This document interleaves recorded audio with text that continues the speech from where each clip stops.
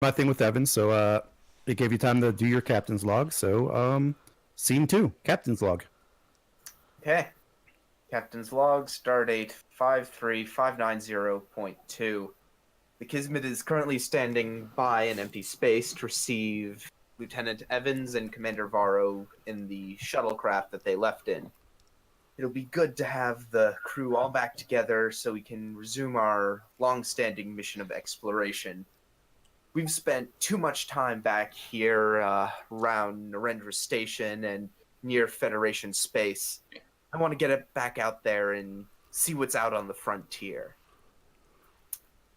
Guess we're just going to have to plot a course and see what happens. End log. All right, and probably right as the captain is done giving his log, the shuttlecraft carrying the Lieutenant Evans and Commander Varro will drop out of warp, basically right next to the Kismet. Fantastic. And sorry, the audio cut out a little bit. Who's dropping out of warp next to us? The shuttlecraft carrying Evans and Varro. Got it.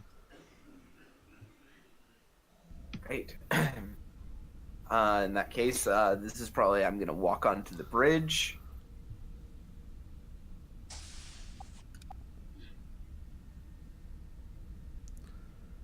Mr. Ajula, would you hail the shuttlecraft? Yes, sir. Is this a task or no?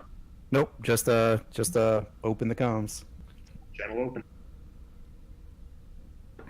And on the screen is Lieutenant Evans piloting the shuttle. Ah, Lieutenant. Hello there, Captain. Good to see you. Hopefully the briefing went well.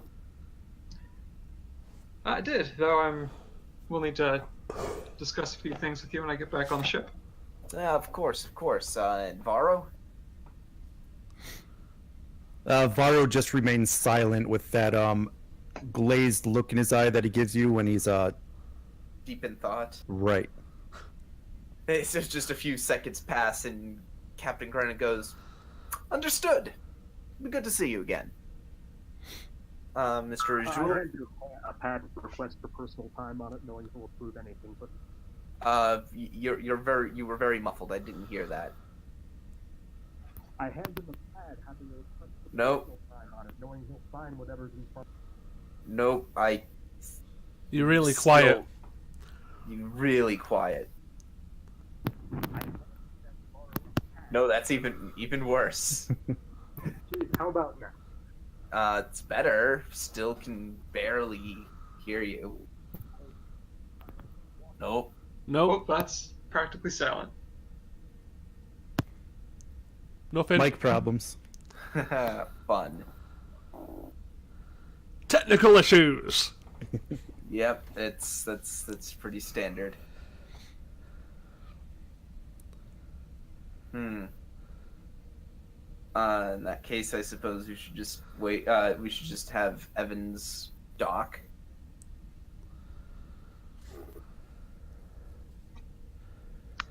Oh, there he is. Maybe. Ajula, you there? Channel open?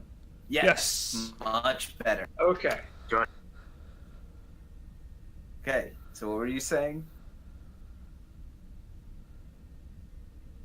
Ajula? Oh, we lost him again. I was just... It was a stupid joke. I was saying I hand him a pad with a request for personal leave on it, knowing he'll sign whatever's in front of him. Beautiful. All right, cool. So yes, we could go ahead and dock the shuttle. Mm-hmm. And Evans and Commander Varro dock, and just for ease of use, the commander is essentially going to go straight into his quarters. Mm-hmm. For Alright. just so I can move him there for future episodes. Mm-hmm. Well, Mr. Evans, good to see you again. Commander, and just nods over to the commander, who I assume just walks right by him. Yep. He kind of says like Captain, and then out the doors he goes. Mm-hmm. Well, Mr. Evans, should we head to my ready room, or can we speak now? I think it'd be best to speak in your ready room, though. Actually, I forgot to mention, I am also going to need to speak to the senior staff. Understood, and I would like to have all the cards out on the table before a senior staff meeting, however. All right, I can do that. Okay.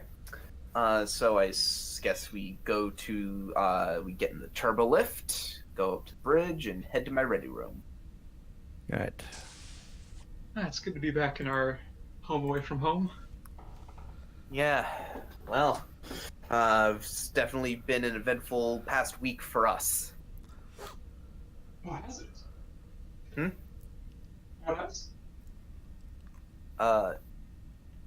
We've, And then we'll go ahead and throw you guys at the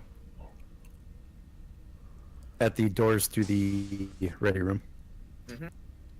well, we had a very interesting encounter with a medical emergency on a Federation frontier colony. I certainly hope that ended well. Well, if you count a destroyed cloaked vessel, well, yes, it went smashing. If anyone asks, the chicken and cargo they chew is mine. Wait, what now? Oh, you'll see. I'll show you later. Evan's face looks like he's just trying to figure out if this is a joke or not. You'll see eventually, Evans. You'll see. So with that, I think we go into the ready room. Okay. So now it's just Evans and I. All right. So I guess right now I'll just give you the bullet points on what I was told at the security briefing. All right. Well, and you takes a seat, steeples his fingers, and sits. Evans also sits like 3 seats. No, he just takes a seat like pretty close to you. I said. So Starfleet's gotten reports that activity around the Zarkonian world has increased. Activity. Yes, we don't know quite what it is yet, which is potentially troubling. Right. So it's been increasing, and then the last week it exploded, increasing about roughly 10 times as much as it was before. Do we have any idea what kind of activity we're talking about here? Unfortunately, we do not. That's concerning. Sorry to interrupt this briefing, but Zarkonian world, I haven't been briefed. You will be. You will be. We'll go over it. Yeah. And also, you're not in the room right now?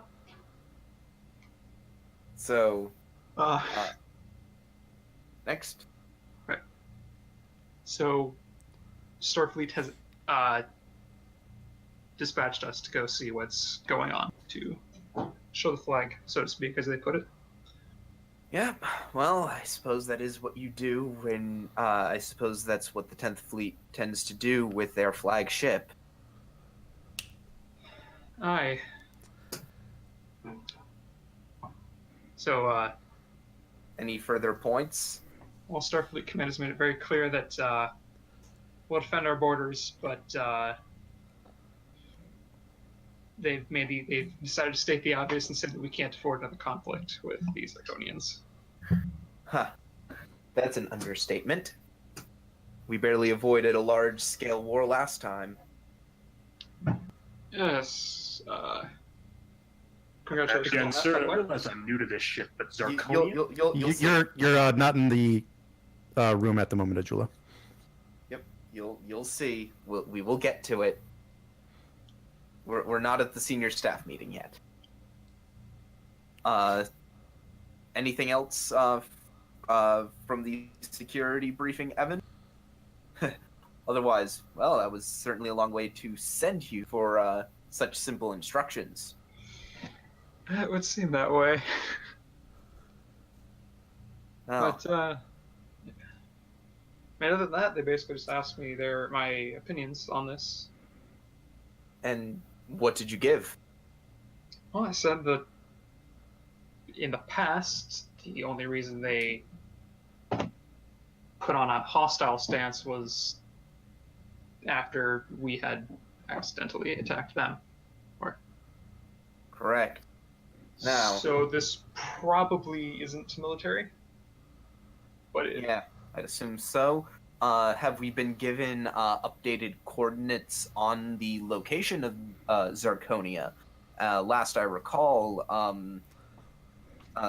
the Federation had agreed to the terms of helping the Zarconians move their homeworld to a more agreeable position. yes, and they have given us the coordinates. It's about 5 days from here at cruising speed. Fantastic. It gives us plenty of time. In that case, I say we'll have a senior staff meeting in about half an hour once we're underway. I'd say we should just go from here. Dismiss Mr. Evans. I'd go over to Lieutenant Penn and give him the coordinates. That I will. Okay. Dismissed. And Captain Grennan walks out of the ready room. Mr. Penn, Mr. Evans is giving you some coordinates. We are to proceed to these coordinates at Warp Factor 7. Aye, Captain. Senior staff meeting in half an hour. And I give Penn the coordinates. Evans. So the captain takes and looks forward and says, "Are we ready, Mr. Penn?" Yes, Captain. Setting off now. Bring us out.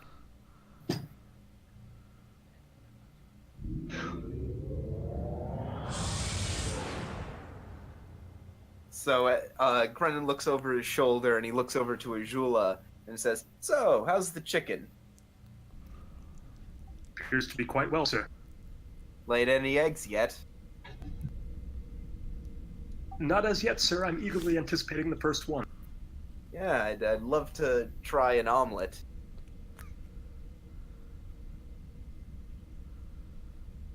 I'm not quite sure how to respond to that. Are we sure it's even a female, Captain? I assume so. It's a chicken. It's not a rooster. It's probably best to still make sure, just in case.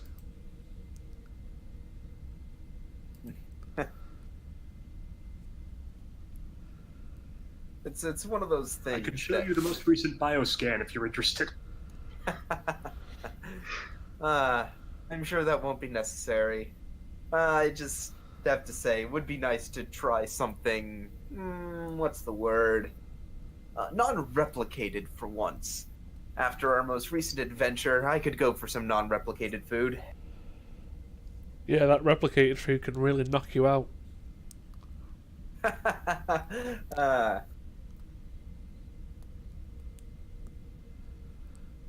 like replicator protein. It's a comfort food. It's a comfort food. Did you hear that? Did you hear that, Evans? It's a comfort food. To each his own. One man's trash is another man's treasure. Hey, what's the last time you got E. coli out of the replicator?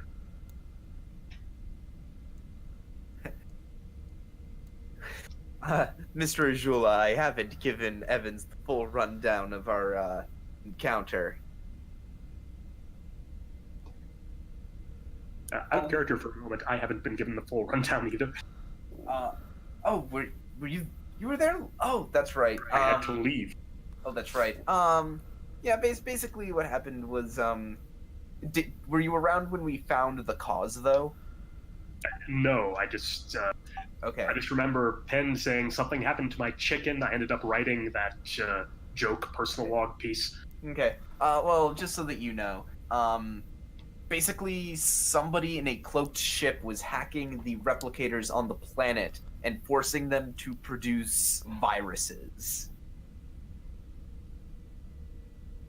And this affected the ship as well? Yes, it did start to affect the ship because they started sending a signal to the ship's replicators. Yeah, it's a problem. Not anymore. Yes, not anymore, but needless to say, it was a fun time. How was this discovered? I think it was discovered by the doctor. The doctor stayed overnight on the planet to see if she could figure out what was wrong, and she stayed up overnight, and sure as anything, the replicator activated at 4 a.m. and created live virus. Or viral. So this wasn't being distributed through the food supply. It was just some kind of airborne pathogen? Exactly. Created by the Okay. replicators. And then were records of this being deleted, or did no one check them?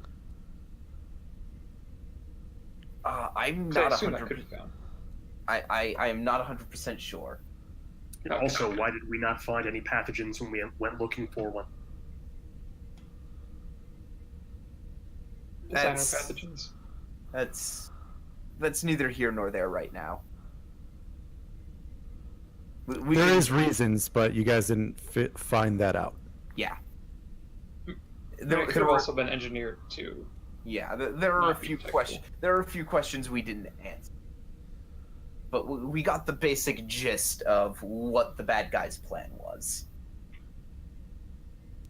and we stopped them, and that's what matters. So if they were cloaked, were they like Romulan or Klingon? Oddly enough, no, Mr. Evans.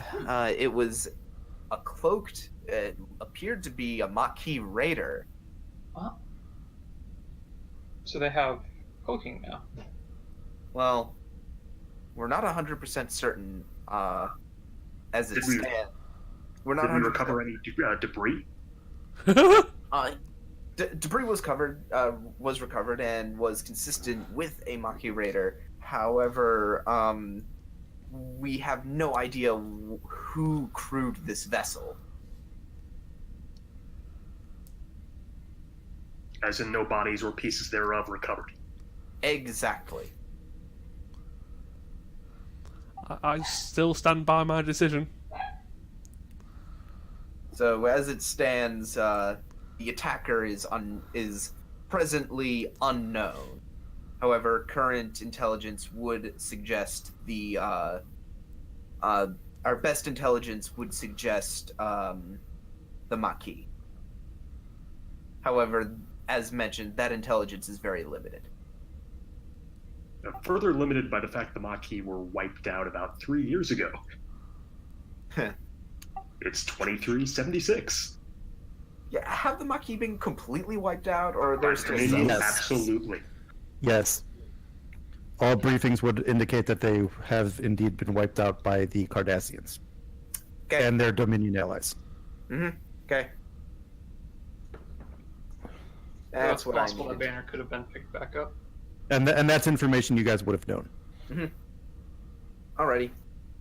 So the plot thickens with that, but That is indeed possible, Mr. Evans, but I think we should save further speculation for the senior staff briefing. Agreed. To which point I think that is a good segue to bring us to the senior staff briefing. yeah, sounds good to me. Right? I'll go ahead and hit the door a few times. That's good enough. Yeah. One more. Two people walked in together. There you go. Beautiful. Let me see if I've got it. Do I? Hang on, something I want to see if I've got. That is not what I'm looking for. Should be under ship ambient sounds. I know I found it there. Yeah. Yeah, no, I mean because that one was the actual warp core. I'm just trying to get like warp core noise, Yeah. I'm trying to. Engineering. but not like the actual warp core. Because the other one is like bridge ambience. No. It'll work for now. It's fine. There's a website full of special effects that I found that I could send you if you're interested. I uploaded a lot of them through a long and laborious process. I think we're good for now. Yeah, I mean it'll all work itself out. Mhm. Oh, is this the Voyager warp? Hold on. Yes, I did upload a Voyager warp Oh, that's core. cool. That's the fast one though. You're welcome.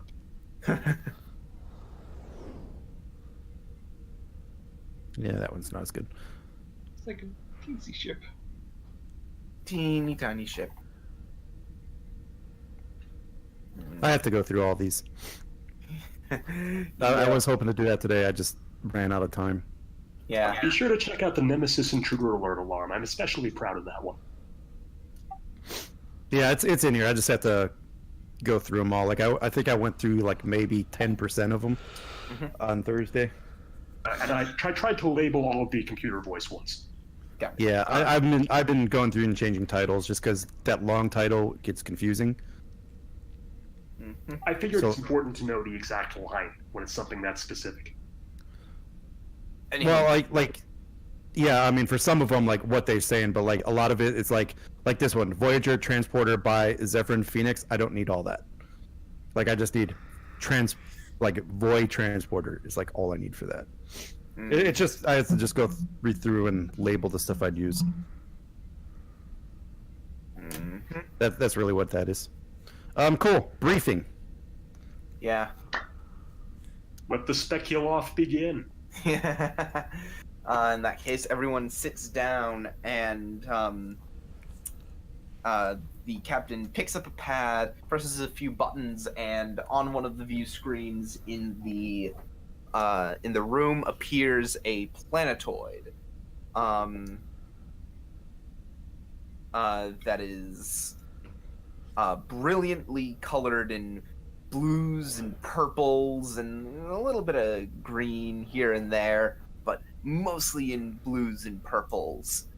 And the entire thing seems to be made out of gorgeous crystal. Oh, I don't know what happened to that Yeah, one. where is it? I've spent the past 5 minutes looking for it. Maybe it might be in the archive. Yeah, that's what I'm looking now. I was trying to bring it up, and I'm like, do we still have it? But Yeah, I'm certain that we had it at one point or another. It sucks. Because it was a beautiful picture. what is this? There was a unmarked one. I'm gonna see what that one was. Wait. I think I just seen it. Oh, Aha! did you? Yep, I found it. Found it? Okay. Yeah. It's untitled. That's why we couldn't find it. Of course. Yeah, pull it up. You'll get why we wanted it so much, because it's a really nice picture that sums it up quite well. Oh, I never saw this picture somehow when we were doing the actual mission. Yep. Everyone, this is Zarconia. As many of you may recall, we encountered this planet how many months ago? 2? Oh, I don't know, 3 or 4.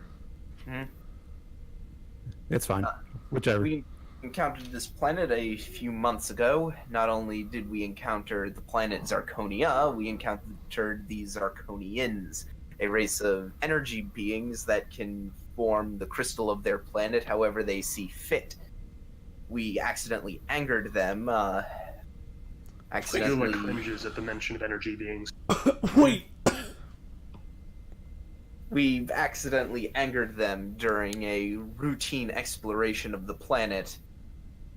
They thought that we were aggressors that were there to destroy, and I suppose in a sense we were. We introduced them to the concept of destruction and death. As up till that point, they were an immortal race that couldn't die. We nearly started a war with them. But due to good then USS Imjin and my own and our ship's own diplomatic teams, war was avoided and a peace treaty was ironed out.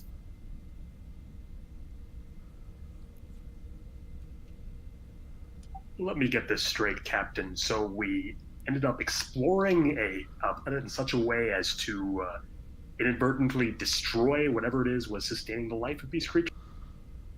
In a sense, you see, these races young, a race of energy beings, their young are energetically unstable. And while exploring the planet, some of our away team accidentally discharged some of these young, killing them. Discharge, as in some kind of static burst? Yes. You know, if you've ever touched a piece of metal and gotten a little static shock, think that, but bigger. It's probably happened to me once or twice in my 400 years or so of life. Yes, think that, but bigger. For us, it hurt. Yeah, For more like them, Grennan it's death. killed the young At of a least for the species young. and started a war. And Starfleet was concerned about losing a war with this species. We didn't have to imagine. They attacked. And they certainly had us on the ropes. We were facing down a certain confrontation, definitely against, with the odds definitely against us. But due to some well-placed words, heartfelt sentiments, a war was avoided. The Kismet then went to the Zarkonian homeworld and ironed out a peace deal. And he looks to Azula and says, Azula, do you remember that piece of paper that's currently sitting in my office, framed on the wall? I think I've seen it once or twice, sir. That's the peace deal. I keep it as a reminder.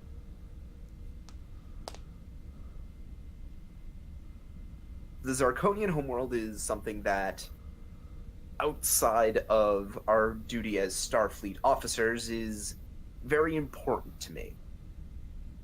And, as Mr. Evans will apprise you, we have been asked to return to Zarkonia, which has since moved since our last encounter with it. Mr. Evans, if you would. And he sort of steps aside, sits down, and motions for Evans to, go up to the view screen and give his spiel. Okay. So the fact that these Arconians are rather powerful, to put it lightly, makes the news that I'm meant to deliver somewhat concerning. Recently, the activity around the Arconian homeworld has been increasing. Then about a week ago, it increased to about 10 times what it had been the week before. Currently, Starfleet does not know what kind of activity this is. We don't know if they're exploring, if they're setting up military defenses, setting up an offense. We have no idea. My guess is that it's likely peaceful, as the captain mentioned in the past. They were only aggressive when they were aggressed to begin with. But just to be on the safe side, we've been dispatched to go see what they're doing and show the flag, as Starfleet Command put it. Mm-hmm. At the risk of sounding like an ignorant blue shirt speaking on command matters, have we tried simply hailing the Zarkonian? I don't know, have we? Was Evans apprised of that? I don't recall that being mentioned. Why? Because.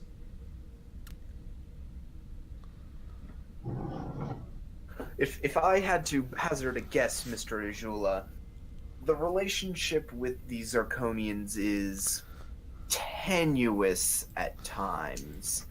It's entirely Precisely possible because that plot.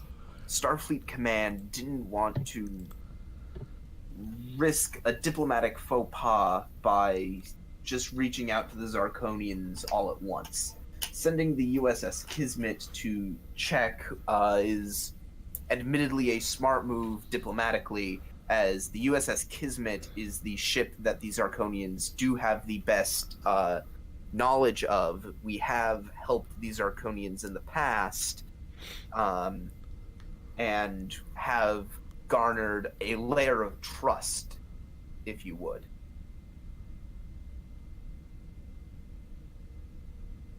Very well. Just sound like... Sorry. First. If the question for us is what their intentions are, how might we discern that? Well, we're currently 5 days out at standard cruising speed, so it's one of those situations where we probably won't know too much until we get there. Just sort of say, I'm pretty sure if they start shooting at us, it's probably hostile. That would be a safe You've mentioned shooting and energy beings. How, in what way does such a energy being shoot?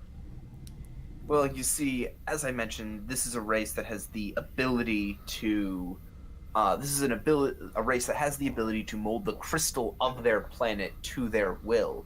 With that, they have created starships before.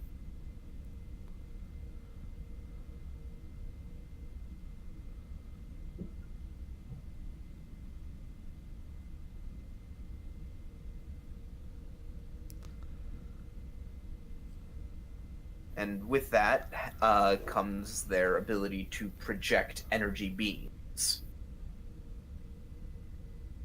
The exact biological nature of their neurological energy is still a mystery to Federation xenobiologists, but we are learning more.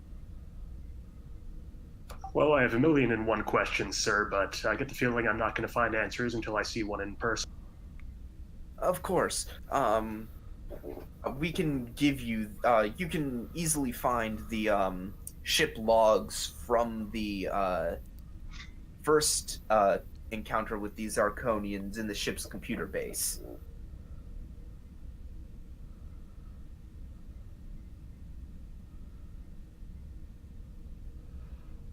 Any questions you have about the Zarkonian culture can probably be answered there, although all things considered, the Zarkonian culture has probably rapidly developed since our last visit. I'd probably also say, even you do have a habit of scanning everything, probably rein that in just a little bit. You don't know what damage you might cause. Yeah. That is an excellent point.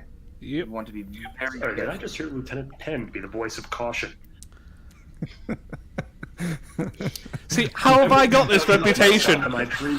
How have I got this reputation? And Captain Grennan looks to Penn and says, "Well, what do you know? I think we're all rubbing off on you." How have I got this reputation?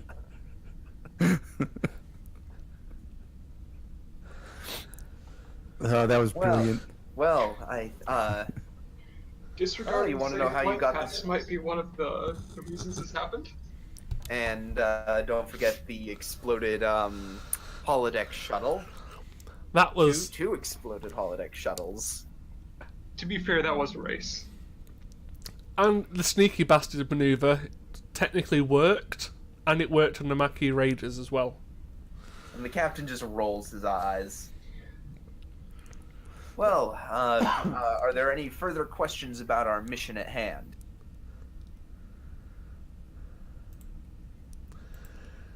See, No? I'm getting In that odd case, reputations everyone- here, and I don't know Any where it's special coming orders from. regarding sensor operations in particular. I'd Not that I say, think. Oh, as I would say, just keep up standard sensor readings, but don't do anything probing. How am I to guess what they will consider provocative? I think what the phrase they're trying to use is passive scans only. Yes, passive scans only.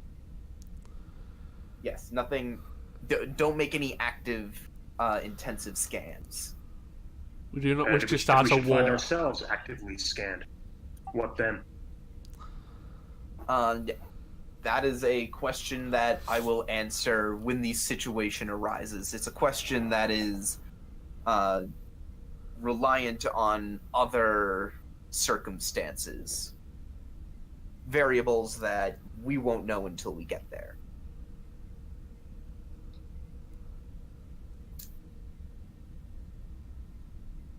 Either way, any further concerns, Azula? I just would like That's pretty much what's happening right now. I just would like to know what the general orders are, in addition to any you've mentioned. Other than that, my department will proceed as normal.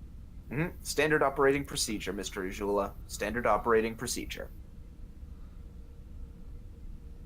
Though I would like to take any opportunity we find to learn more about these creatures.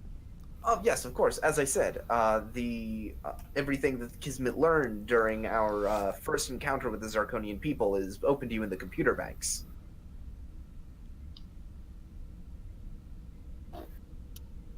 If that's all, then I think this would be a good time to dismiss the senior staff meeting, and everyone can return to their general posts. And before you leave, Starfleet would like to remind you that we can't really afford another conflict with the Zarkonians, so you all need to be a little careful. Well, don't look at me. Certainly not. In case, I think Captain will go back to the bridge, take up his chair.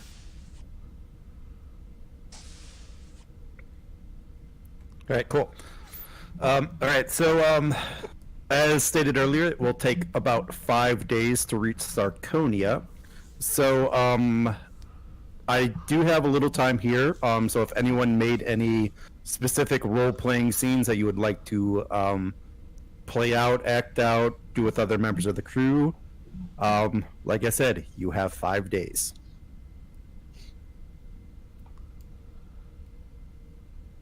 Pens I up wasn't with able to come up with anything for the time that I had. I didn't have anything specific either. Cool. I didn't have anything specific, but I want to find out about this chicken. Yep. gonna find Lieutenant Azula down in the cargo bay. You probably could. We could bring it down there. That'd be a great scene. I want this. Yes. All right, we'll go ahead and have Evans entering the cargo bay. You find me programming the replicator for another part of this complicated chicken enclosure I'm building. Easy there, user, easy. Oh, hey, Evans. Hello, Jewel is. This is a chicken. No, there's.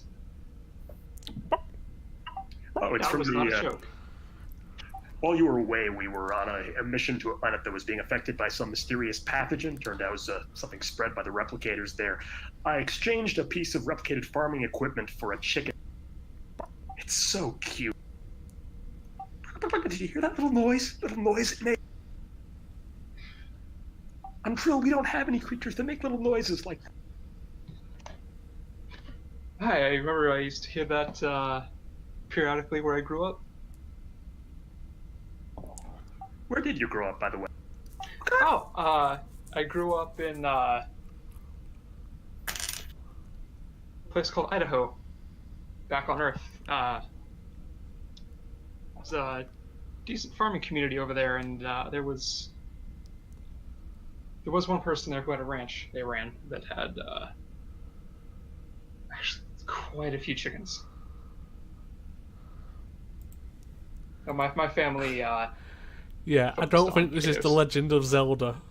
Yeah, I So always I thought think that we're is the place safe. where all the Earth potatoes come from. Quite a few of them do. In fact, I'm not sure I'd ever heard Idaho and potato separately before. Always in the same sentence.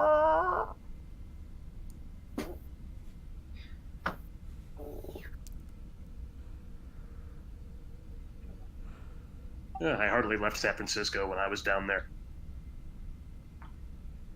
San Francisco is a lovely town. It's bigger than what I grew up in. Not to say that was the first big city I'd been to. I've been a city kid for most of my lifetimes, to be honest.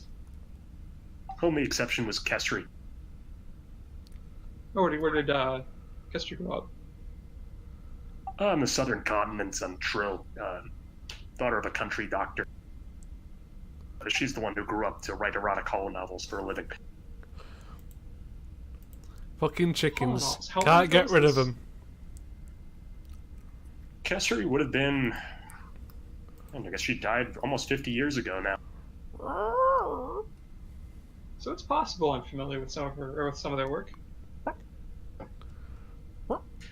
Oh, you did hear me say erotic hollow novels, right? I did not hear that word.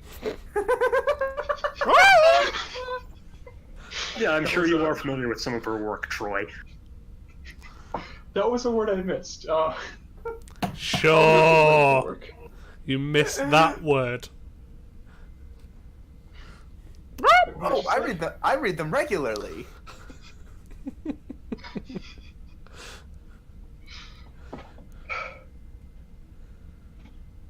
I'm glad she mostly used pseudonyms, otherwise I would have been raped so hard at the academy. That would be a hard one to live down. She just loves stirring up controversy.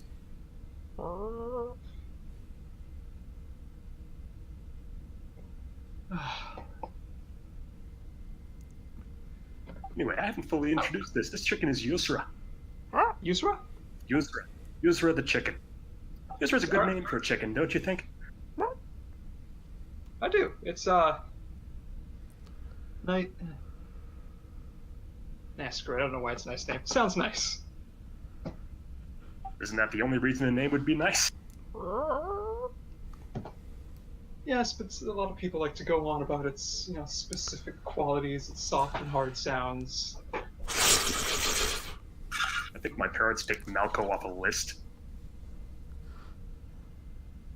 I'm sorry, I didn't quite catch that. I think my parents just picked Malco off a list. Oh. So, did you hear that from them directly, or was that just a guess you hazard? I might have just heard it offhand at some point.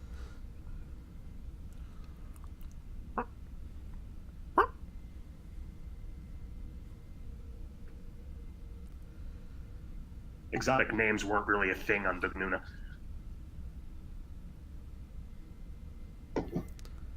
I was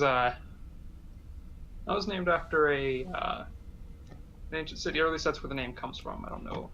Can't quite remember why they picked it. I think it was an old friend of the family named Troy.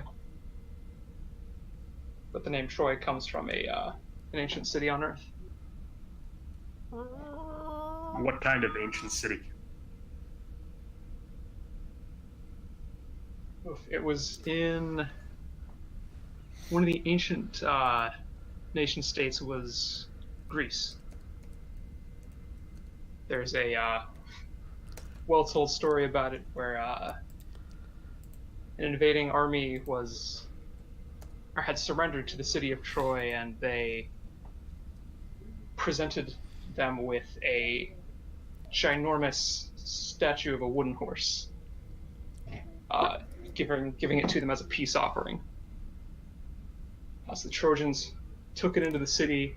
What they did not know is that the wooden horse was full of soldiers that were to exit the statue at night and attack the city from within. Help me understand something, Troy. I've spent a reasonable amount of time around humans, but just, when you leave a big horse outside somebody's home, is it expected that you bring it in? Is that a thing that you do? Well, it was brought in...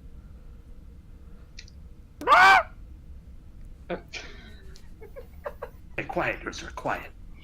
Here, have some seed.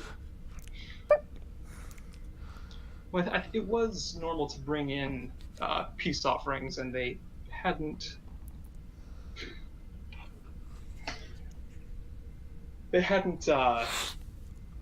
really gained any reason not to believe it was anything but a peace offering at the time. But why a horse? Does that have some special significance in your culture? I don't think the horse had anything specific about it other than perhaps that you could engineer it more easily to hold soldiers in the torso of it than most other shapes. I think they had it to where like the bottom of the belly would swing out or swing down and create like a ramp that could go down. I understand the concept of these soldiers stowing away in the giant horse. I just don't quite understand why the people of the city would Not suddenly throwing see in a giant an horse elephant outside the noise gates of in their a city chip and for a proceed to wheel chicken. it inside. Oh, I see. Well, it wasn't just left on their doorstep. The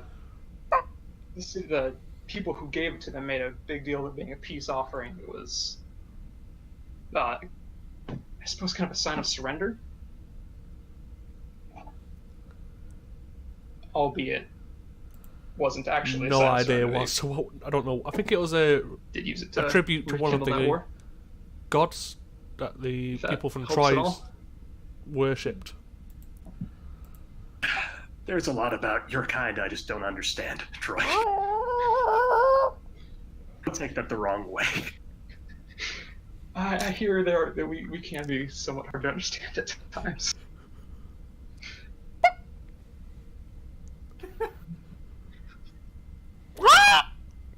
So if we were to present the Zarkonians with a large chicken-shaped object, perhaps with some other object inside, do you expect it would be accepted? Just speaking hypothetically. It might help if we use a shape that was a little more recognized by them. That being said, What would they recognize as an appropriate chicken or perhaps horse stand-in? What is the equivalent of a giant chicken or horse in their culture? I'm not aware of anything in their culture that would work, but I have just remembered that they did download a significant amount, if not our entire database from this ship. So they would have information about Federation creatures, likely. A subroutine, a hologram. If we wanted to infiltrate that society, what if we were to incorporate some kind of interactive holographic program into data that we expected them to download and then execute? Oh, so to lay trap for them to download, essentially. To give them a Trojan chicken horse thing, whatever the original story was. Yes. Ah? That would be an interesting idea. However, I don't, speaking hypothetically, don't know how this would be possible to be implemented. Leave that to me. One of my prior hosts used to write exotic holo novels. This would be slightly different than their experience, but well, the hard part is I don't, because we would need them to have holo projectors for it to actually do anything, right? Well, we know so little about their technology. We don't know how they would use or operate any of our equipment or read our data. Yeah, Did you ever know to use a computer we would recognize? I don't know if they have those. With so little information. I know we're not there, but I know I'm not there. But I'll clarify something to you that this is something you would have found in your research. What they would do with data that they got from the computer is they use their abilities to shape crystal to make crystal recreations of things. Even better. But I think they would use more. We present the instructions for a Trojan chicken. We then wait for this life form to assemble these instructions to give it form and life.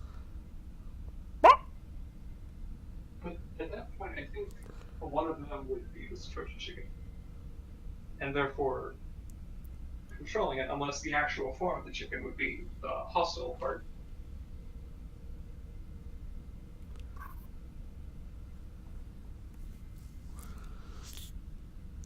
Anyway, Troy, I'll leave it to your security department to explore the Trojan chicken concept. Thank you for the inspiration. You're welcome, I suppose.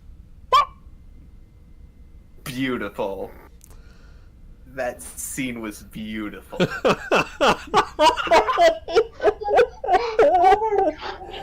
Oh. Oh my gosh, I did not expect the Trojan horse to come up. I just worked with what you gave me. That was great. That was everything I wanted it to be. Well, I don't think I never expected to hear this sentence. Please get to work on the possibility of a Trojan chicken. Okay. Well, in that case, Ed, if there's nothing else, I think we're ready to move on. Cool. that's the longest I've performed as a chicken ever. And you make a shockingly good chicken pent. Holy crap! Yeah, I used to have chickens and ducks, so bunch of fuckers. So, Pend, when he's not playing Pend, is going to play the chicken. Yep. Ed, I asked you to create a character sheet for the chicken, did you? It is. Oh. Here, I'll just make a blank one. Thank you. Ooh. I will put in appropriate chicken stats. Oh, that was that was a lovely message you sent me during that. The hell? Oh, there it is. Don't look a gift horse in the mouth. Yeah, that's where that phrase comes from. But They would have spotted the soldiers had they looked in the horse's mouth. yeah, but that phrase doesn't the phrase mean that you should not do the thing? But like, if it does come from the Trojan horse thing, I would think that. In all fairness, if you used to put that in Discord, they'd probably actually Again, the run phrase with is that. beware of That's the Greeks bearing gifts. mental thing. Mm-hmm. I don't know. I'd heard that it had to do with looking at the size of the horse's teeth, which would indicate age. Mm-hmm. And general health, Continuously yes. grow. Anywho, That's the story I'd heard. okay, so I think are we ready to move on to the next scene then? Yep. I was trying to find my exit warp. Noise. There it is.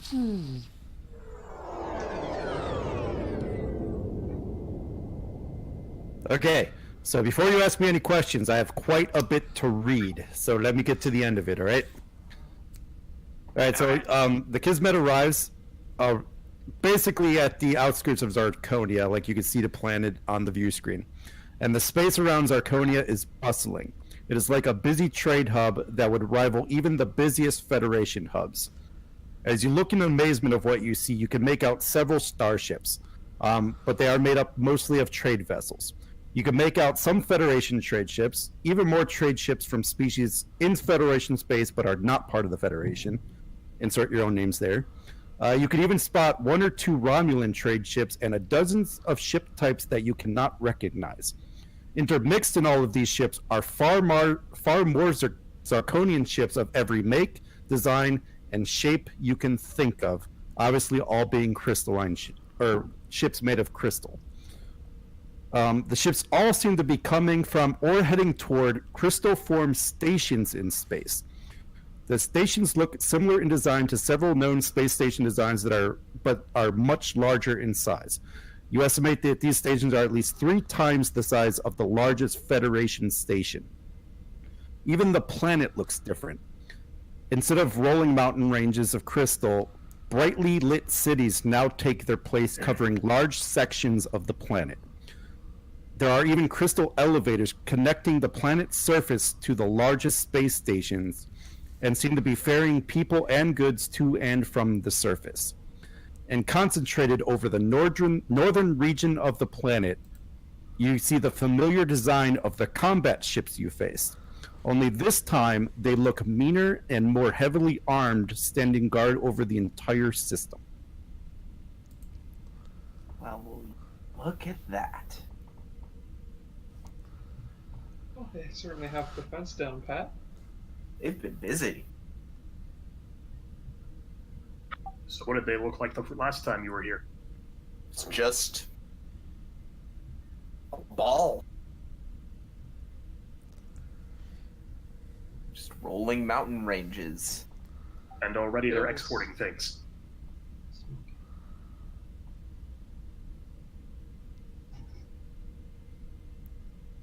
It's amazing. This infrastructure is. Anyone want to go shopping? It seems as good a way to open a conversation as any.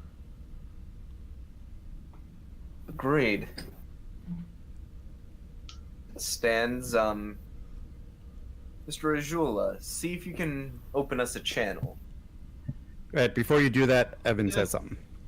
I'm having a couple technological issues.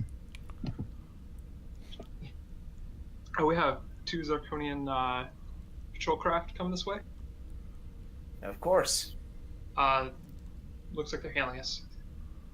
On screen. And on screen, you could see the a Zarkonian individual in one of the fighter crafts. Federation vessel, welcome to Zarkonia. What is your business here? This is the USS Kismet. We're just looking to check in And on. right as you're starting to answer, Captain, the view screen in front of you starts to fade out, and when it comes back up, you see a familiar face on the screen. Captain Grennan never needs a reason to visit Zarkonia. Stand down, Opal. The fighter pilot responds, yes, enlightened one. How are you and your crew, Captain? Enlightened one now, is it? Yes, they seem to think I have led them to some golden age. Well, given what I see in front of me right now, I can certainly see why. It is a lot of work, as you can imagine, Captain. Of course, of course. Well, it's a pleasure to see you again. The Federation has been made aware of the increased activity on Zarkonia, and they figured that as not only the flagship of the 10th Fleet, but as, well, the ship that kicked all of this off, that we were the best ones to send in to take a peek, see what's up. I hate to disappoint you, Captain. I think your trip was for nothing. How so? Well, we just seem to have opened up trade with a whole bunch of races that some of our scout ships have found in the expanse. Yeah, I see a lot. I see. What? Some. What are some of the races I see? You said I saw some Romulan trade ships. Yeah, there's a few Romulan, a couple Federation trade vessels, trade vessels from ships that are inside Federation space, but are not part of the Federation. Yeah. You know, like May I have permission to scan your inventory? Not now, Mr. Ujula. well, Captain, I'm sure you and your crew would enjoy some rest and relaxation while you are here. I do invite you and your crew down for shore leave. It would always be a pleasure. This is one of the few times when business and pleasure do get to mix. Very good. I will look forward to our meeting, Captain. And he nods, and I assume the screen screen goes blank, and you just see Captain Grennan has the biggest, dopiest grin on his face. I mean, there's nothing unusual there.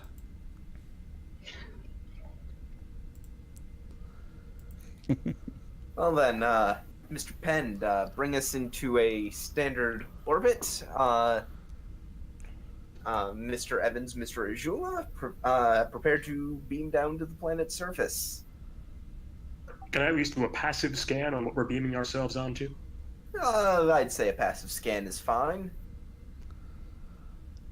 And so, Ajula, you are basically reading 100% crystal, made of everything. All of the crystal ships are made of 100% crystal. There's no rocks. There's no. Well, I mean, I can't say there's no hard rocks, because obviously there's stuff there now, but. What kind of crystal? Are we just talking about carbon atoms here? Yep, straight up crystal. A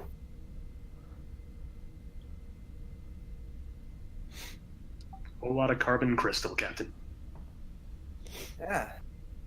Well, at least it seems that they haven't changed their recipes since we were last here.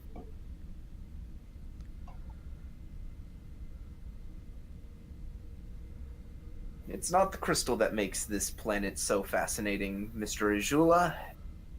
It's the energy that flows within it.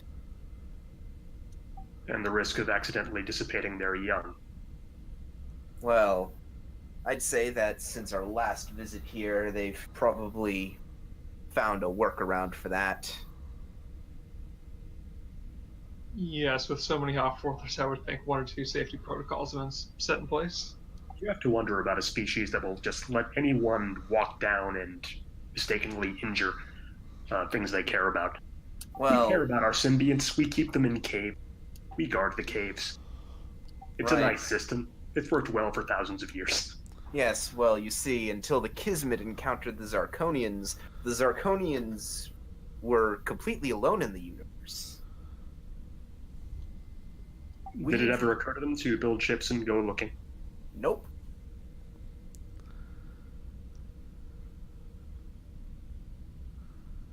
As far as they knew, their little sphere was all that existed and all that ever would. And now they're open for business. Yeah. Looks like that passing Ferengi vessel taught them something after all. And he lets out a little laugh. No, Captain, I was thinking maybe we should hail some of the Federation freighters, ask them what's been going on. Perhaps they know more than we do. That might be a good idea. I'm concerned Starfleet Command is showing a bit of a Zarkonian tendency of not looking. Well, if you're so concerned, then you can take care of that, Mr. Ajula. Mr. Evans prepared the away team, and just for the sake of consistency, we'll just say that Varro will end up like taking the bridge.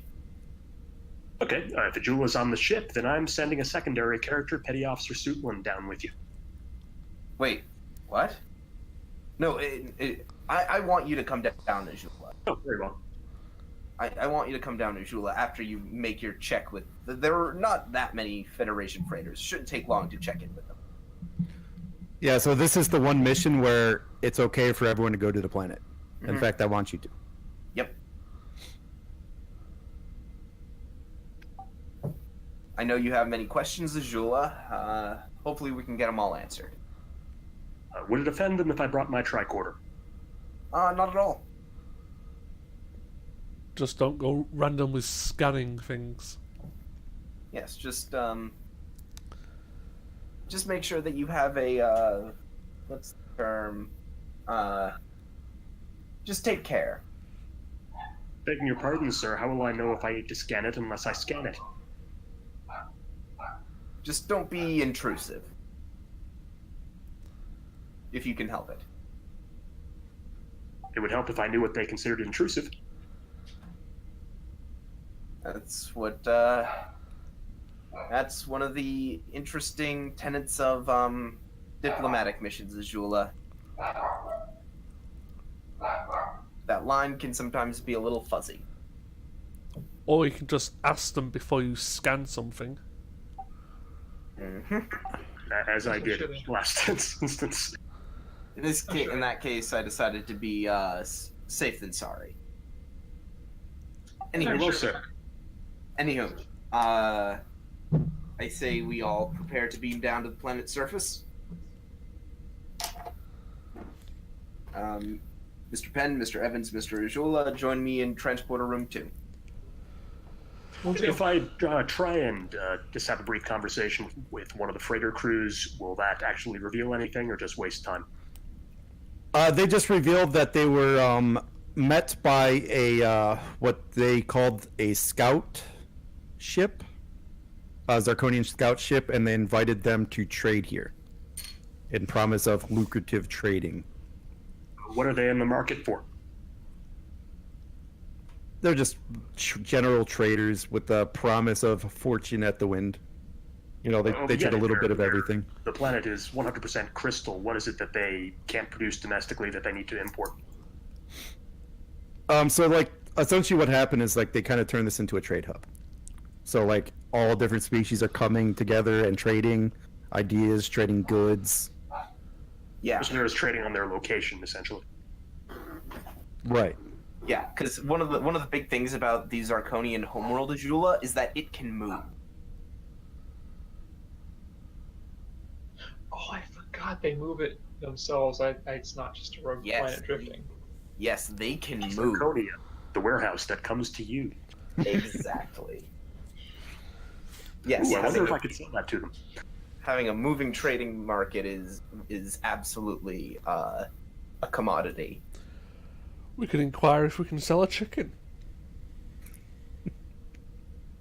I remind you, the chicken is mine, Mr. Pendant.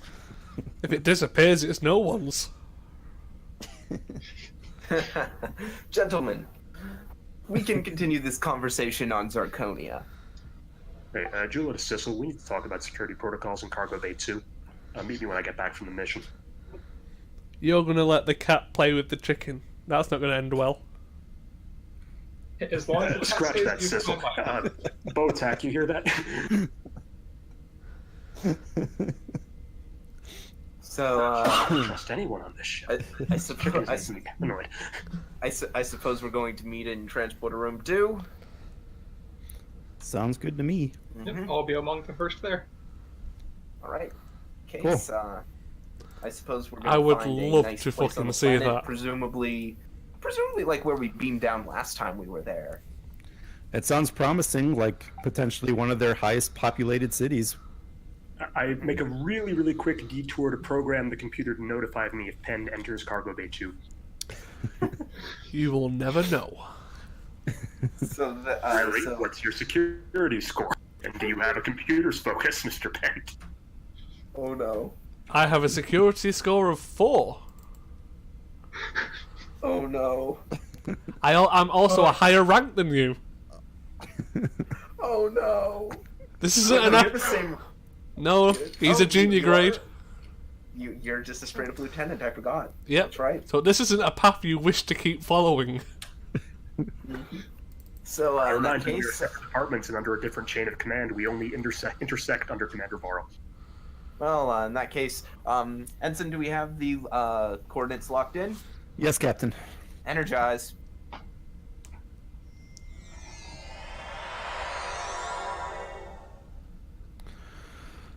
All right, so you guys beam down into basically what you would consider like the central square of this very large town. Like all around you, just skyscrapers everywhere.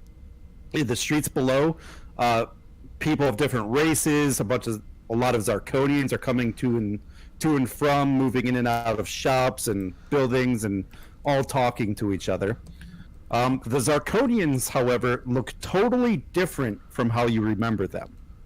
Each individual now has a distinct skin tone of single colors that includes shades of red, yellows, blues, and greens. They even mimic clothing styles, or at least their equivalent to clothing styles, and each style seems to reflect that of the individual Zarkonian. Oh no, the title of the episode just hit me. Oh no. Watch Schism. Okay.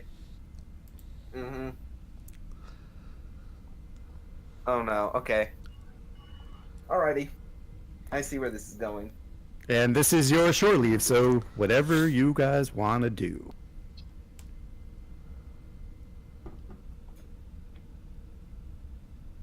Wow.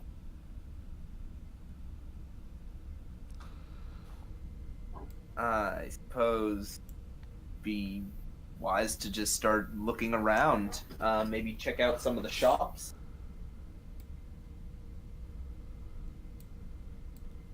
So are we sticking together or are we splitting up?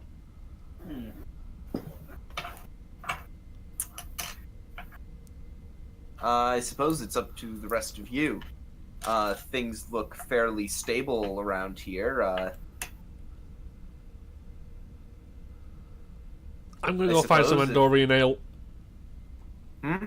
I'm gonna go find some Andorian ale. You go do that, Mr. Pend. You go do that.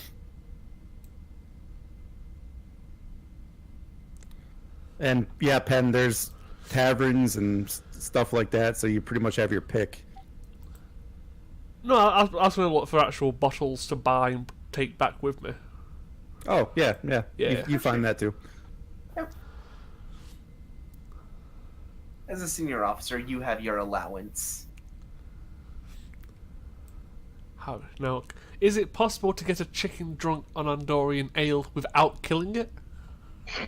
Probably not, Mr. Pend. So what you want to do is give it some, like, fermented apples. Oh, I'm also going to pick up a bag of chicken feed if you've got some. Right. Shenanigans are incoming. That you probably can't find. God damn it. And yeah, that's it. But you could probably replicate that back aboard the ship. Oh, yes, I can.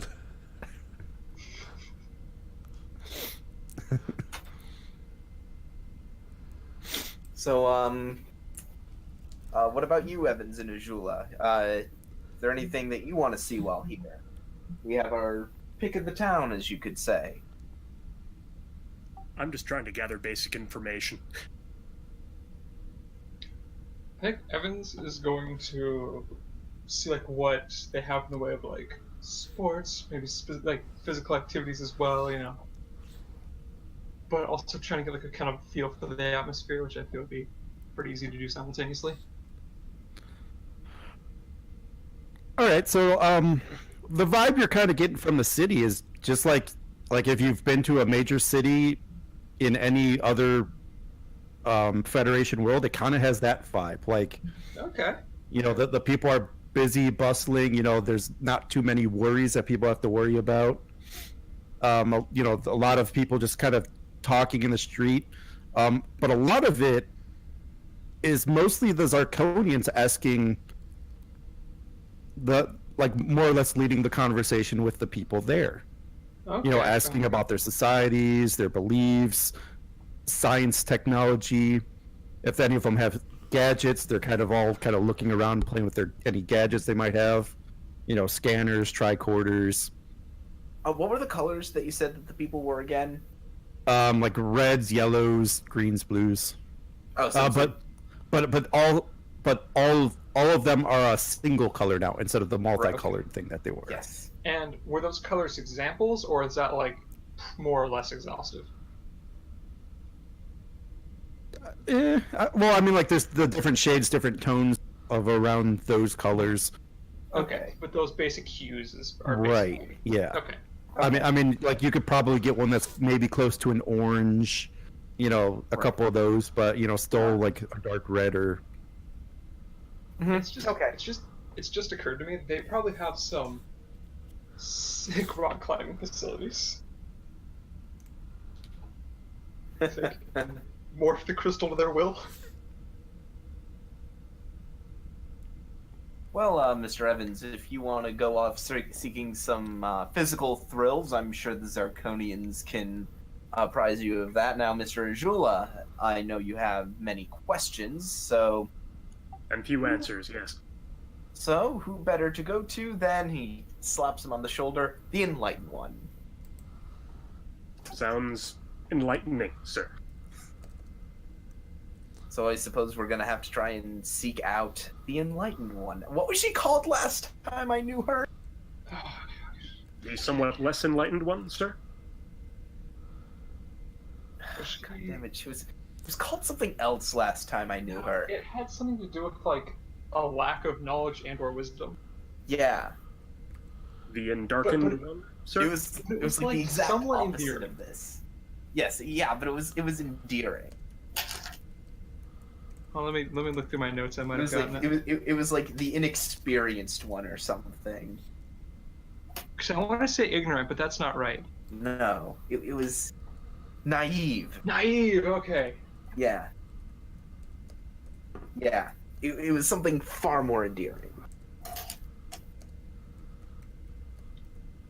So, All right, so you guys are gonna go do that. I'll get back to you guys. So Pender Evans, what would you guys specifically like to do on your away or on your shore leave? I would like to carouse. I would like to try and go into the bars, see who's around, what type of species, and see how many people I can just generally annoy. All right, that sounds about right. So Pen, you kind of maybe I don't know, maybe 4 blocks away from where you beamed into, maybe a little, maybe more. Let's call it 5 blocks away. You find like this little seedy little bar that has a lot of aliens coming in and out of it. A few Zarkonians entering as well. Inside, it has like a little music playing for mood music. Not anything like romantic, but more like I don't know, like if you were to listen to kind of I don't want to say cantina music, but for lack of a better term, something like that. Yeah. That's kind of what's playing. Everyone are sitting around drinking, having a good time. You could kind of hear in the distance like a trade deal going on over a bunch of drinks. Some people are playing like a type of gambling game. I'll probably join in the gambling. Dabo. So this is probably resembles more of a dice game, so to speak. And it's more or less like so it's a game that has 2 dice, and what you're trying to do is like it's sort of like a drinking / gambling game. And you can bet either money or drinks, because drinks equal money in this game. Or money equals drinks, drink equals money, whatever. You use the money to buy more drinks. And you sit there and you watch the game, and people are rolling dice. And you know what? I'll get some dice just so you can actually see. As a dice, it's played with 2 dice. And so a 7 is rolled. And the guy that rolled the dice taps the person to the left and says, "Your drink." And the person to the left takes a drink. And you can kind of see that it's a very stiff drink. Like, this isn't just like playing with beer or something. They're playing with hard stuff. Nice. Are any of the crystal creatures playing? Not in this one. This seems to be more of an alien game. And I should say that most of the aliens you do not recognize in this one. That makes it all the more fun. It just raises an interesting question of whether or not Zarkonians can get drunk. Do they drink? That's the question.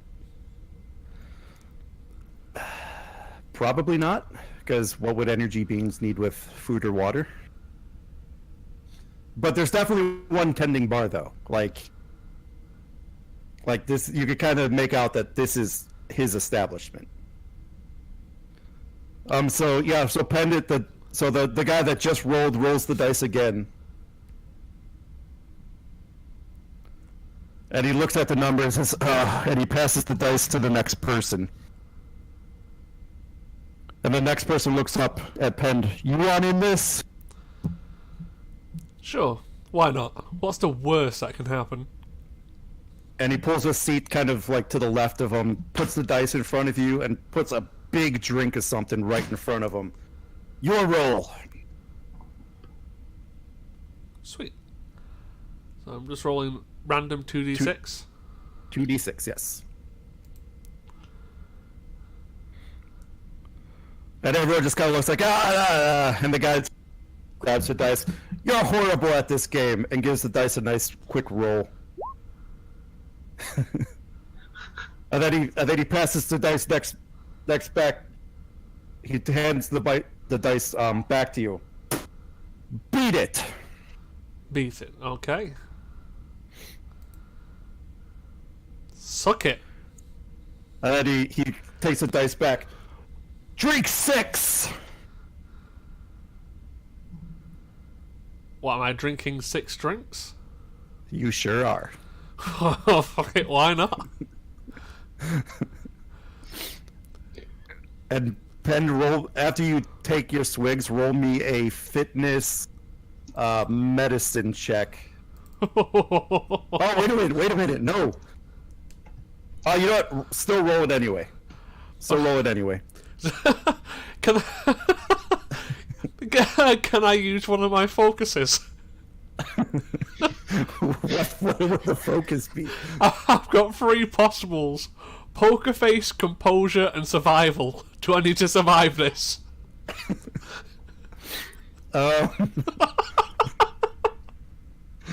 Let's go. You seriously have poker face as a focus? I All am. right, let's use that. Yeah. Poker face. I mean, yeah. One, it's the usual comp 1, roll 2. Yep. Okay. And this will be difficulty 1. Why not? Oh, fuck it. Sure. That happened. All right, Pend.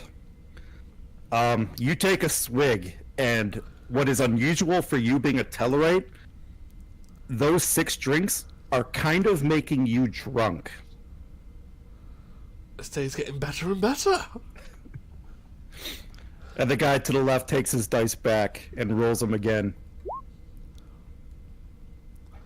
And the guy that rolls the dice taps you on the shoulder. That's 1 more. Sure, why not? And roll that same roll again. I'd like to have a secondary character there using their tricorder in the record function to make sure they capture this for posterity. And Ped, you take that one, but you don't feel any effects of it. I mean, And the game continues, and we'll get back to that. Evans. Yes.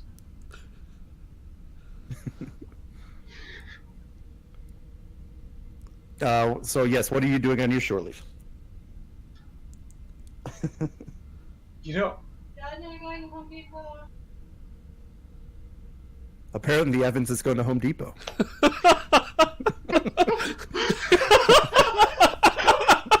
24th century Home Depot. no, just everyone else. Home Depot of the far future. crystal hammers, the- crystal Hang on, nails. it's the self-sealing stem bolt center. Home Space Depot. Yeah. Learn to seal your own stem bolts. It builds character. We might want to switch to somebody else. I'm going to be AFK for a couple seconds. All right. Yeah, we'll head to the captain and Ajula. You are directed by some very nice Zarkonians to the administrative center. And kind of at the very top of this thing, you take a nice elevator up Crystal to the top elevator. level. Yep, crystal elevator. At the very top, it opens into kind of like an observation post with like computers and stuff like actual computers that a bunch of Zarkonians are kind of working at. And kind of in the middle, overseeing everything, is your familiar person, the Enlightened One. See, what color is she now? Yellow. She chose Oh. a yellow, and she's probably wearing a kind of like a light blue facsimile of clothing. I tap the captain on the shoulder and ask, what is the significance of the colors? Don't ask me. And he's just, again, he's just sort of, sort of dopey look on his face. And all the Zarkonians are just kind of very busy. Some of them acknowledge you, but they're like, it's really busy. Like, everyone's kind of talking. They're trying to coordinate stuff. Like, this is pretty much like the command center of the entire planet, essentially, and they're all trying to coordinate things from here. And he just sort of, shimmies his way past a couple of them. And is she like behind a desk or? Just kind of standing in the so the room, it kind of makes like it's a circular room, so it's like a kind of like a circle. She's kind of standing in the middle of it, and there's consoles, like kind of two-sided consoles on either side. So like there's a console facing out and a console facing in, and it kind of makes a circle around the middle, and she's kind of in the middle. So you think set up? He just walks over to the middle of it, sort of leans up against the big central structure, and he just says, "Oh, moving up in the world, are we?" And she's kind of like taken aback a little bit. It's like, ah, Captain, you found your way here. I should have known. Well, finding my way around is what I Methinks do. the captain wants to have sex with every alien he finds. Not always the best at it, but it's what I do. So, Captain, what brings you back to Zarkonia? Well, turns around, sort of straightens his back. As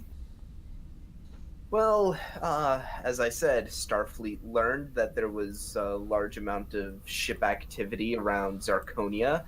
We weren't certain of what kind of activity, and they sent us to check in on the rumors, fly the flag, so to speak. Yes. Well, Captain, we couldn't wait for your Starfleet to decide whether or not to give us the sensor technology we wanted, so we thought we'd go out and seek relationships of our own. Ah, I see. And, he sort of smiles a bit. Says, Begging your pardon, but you were in the market for sensor equipment? Yes, one of the downsides, obviously, is of our form, is that we can't really sense outside of the crystal.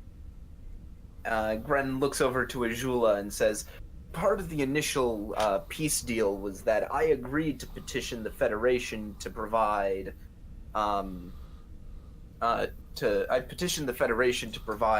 sensing equipment to the Zarkonians in order to secure peace.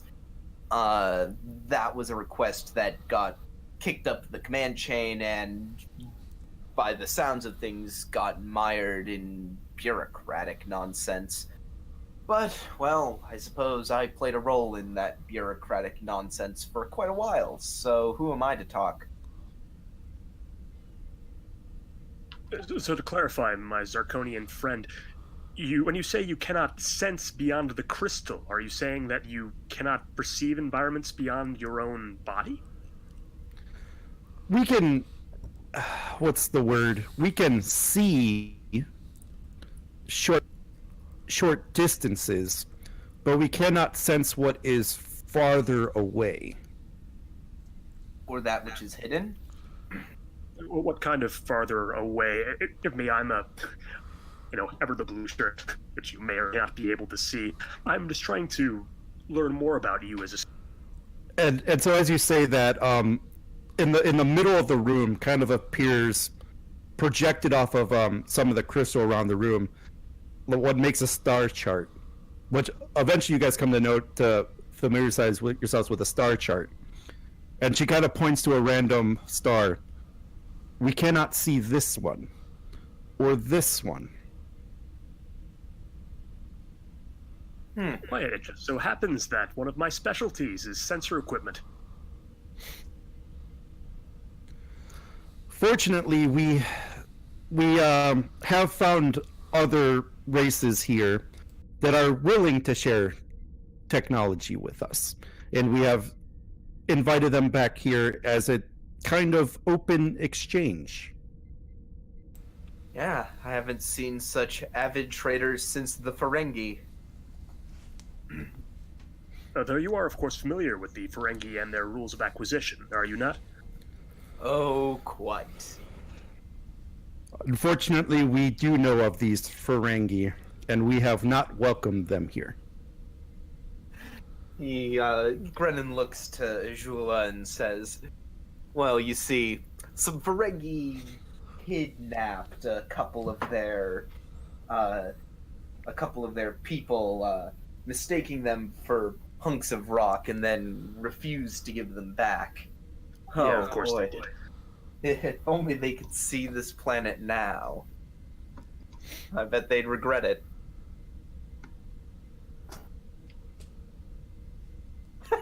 Pen.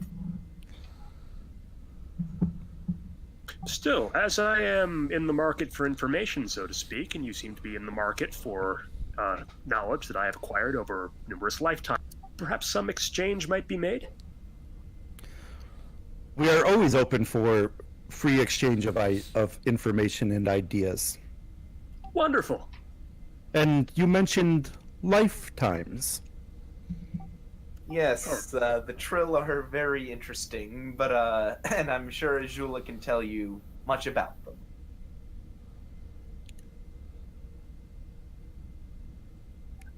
Well, I suppose Trill in my case refers to two separate life forms, both the Apollo you see before you and a sort of a symbiont that is fused with our physiology.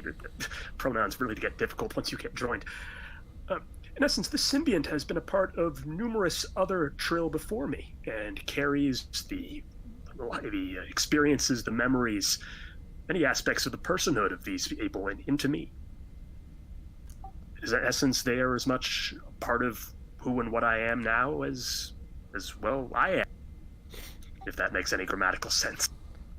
And so as you kind of finish with that statement, the Enlightened One comes up and puts her arm on kind of the side of your arm. And you feel this little bit of like a little bolt of electricity kind of flow through you a little bit.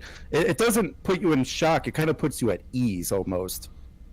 And she kind of closes her eyes a little bit and then takes her hands off and is like, I see.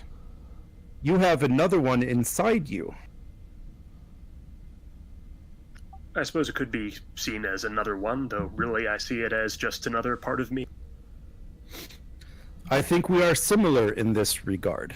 I was just about to ask, is this the relationship you have with your crystal? Are the what you call crystal is merely an inanimate object that we have learned to harness to take form. It is our energy that is the real sentience here. So is it that your bodies, physical bodies I see here, are of the very same physical substance as everything else we see on this world, only it's been disconnected and animated by the energy, for lack of a better word, that you see as the core of what you are? Is that no, every bit of crystal here has energy in it. It's just some of us choose to take on different forms. Take this building, for example. One of our elders chose to become this building to kind of oversee everything. Whereas the ground below you, that is one of our ancient ones. He has decided to take that form to give us a place to stand on. And once upon a time, one of their elders decided to take the form of a face on the wall to chew me out. He is closer than you think, Captain. You wouldn't happen to have any And then the captain just with, cringes. species who refer to The walls themselves have as ears. the founders. The founders. I'm afraid that the founders are something far before their time. Well, maybe not so much their time, but far beyond their awareness of the greater universe. Suffice to say, I hope you never have the misfortune of meeting them as our kind did.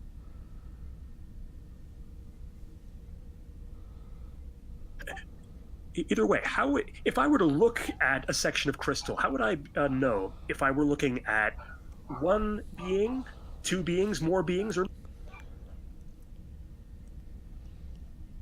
And she grabs she reaches her hand down and kind of nods toward your tricorder. I flip it open, activate it. I've been advised to avoid active scans in the presence of your species. Is this something I need to concern myself with? Only our young. And how would I know if one of your young were present? They are not. As I said, I'm sure they instituted security measures after our unfortunate first meeting. Very well, I activate the tricorder. Oop, let me get my tricorders. Oh, and there you are. Maybe? Yep. There it goes. It was delayed. And on the tricorder screen, as you kind of scan the Enlightened One, you see the crystal, like you see this crystal, but inside the crystal has its own vibration, its own significant vibration of the energy patterns. And as you kind of move across the room, every piece of crystal has a different vibration pattern. Possibly, I'm not too familiar with that reference. So how many What life they forms do. do I detect? Fair enough. More than one. Yeah, you probably notice, well, like when you scan the individuals, you see one. But as you scan the building, you can kind of almost make out nearly 5,000. So although the building looks like one monolithic object, I can detect 5,000 separate patterns of vibration. Are they localized? For example, would I see one pattern beneath this window, another next to it, or do they sort of blend together into a undifferentiated? They choose the shapes they take. So in this instant, 5,000, as you say, of our number decided that they wanted to be this shape today, and have merged to keep this shape.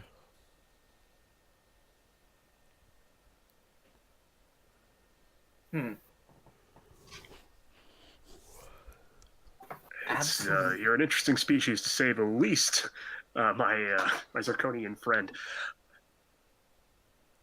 If I look a little disconcerted, it's because we've encountered another species with similar abilities that, unfortunately, had quite aggressive posture towards the wider universe. Mr. Ajula, that's enough, I think.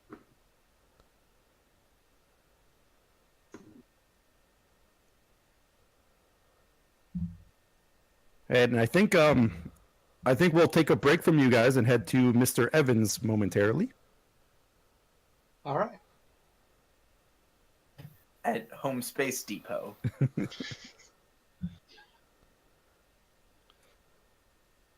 Yeah, I'm just kind of looking at Penn's Twitch chat.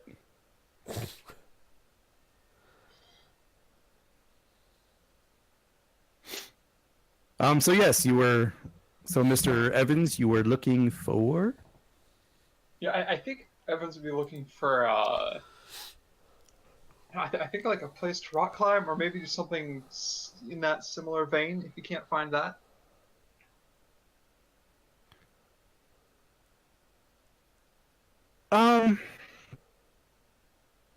A few members of the Zartonians actually do direct you to an area just at the outskirts of town, which still maintain their mountainous shape.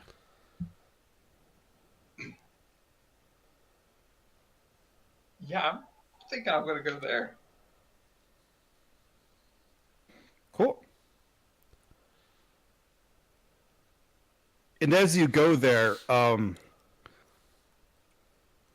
these are definitely kind of like the mountains that you remember from your first visit. Obviously, they changed a little bit with their shape and Right. structure, but you could definitely potentially see places to climb. All right, so yeah, I'm gonna, avoid climbing too high, but yeah, I'm definitely gonna climb around on the. Okay. Give me fitness security. Complication 2. We'll keep it difficulty 1 though. Okay. And you guys do have 2 momentum that pinned 1 you. Drinking. And I assume survival is not applicable here. Yeah, rock climbing I would fit in there. Okay, so I'll tick that on.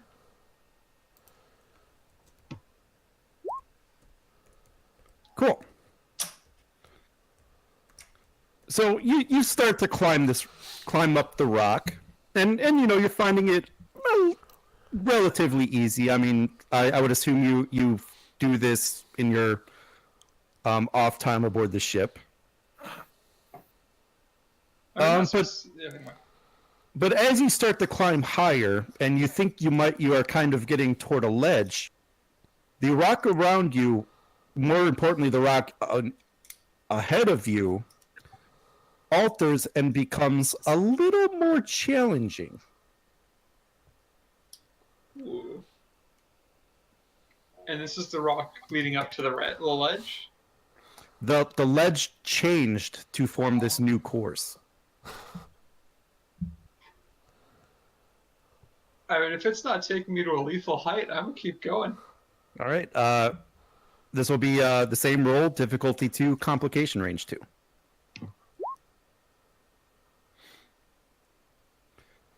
And you're struggling a bit to get up, and you almost lose your grip a couple of times. But you do manage to get up to a ledge, but you are very winded, and you just see sweat pouring down your face, and your palms are really sweaty at this point. But you do make it to a ledge. I'm gonna kind of dry off my hands on the uniform, look around at the view I have from this vantage point. And you could kind of so the view you're looking to your left, you could see the city in its entirety.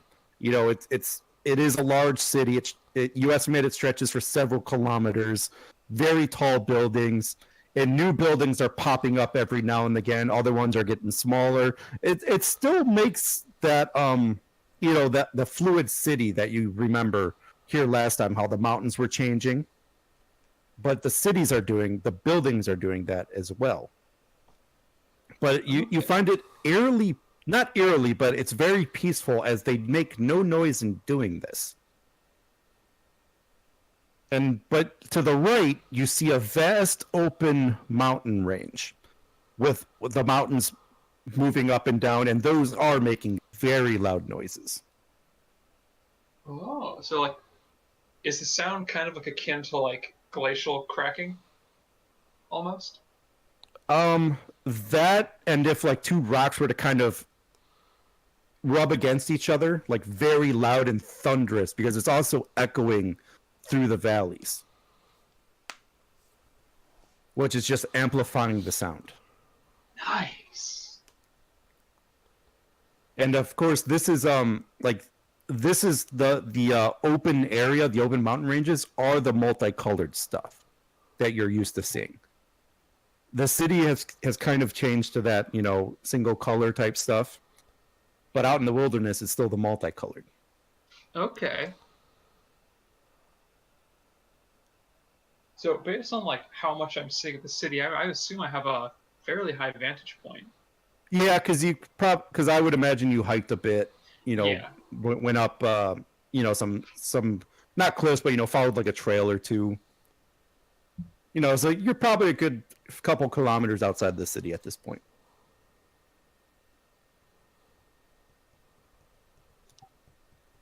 Yeah. But I think with that, we'll leave you sitting in that view for a minute, and we'll head back to Pend. Drastically different scene. No.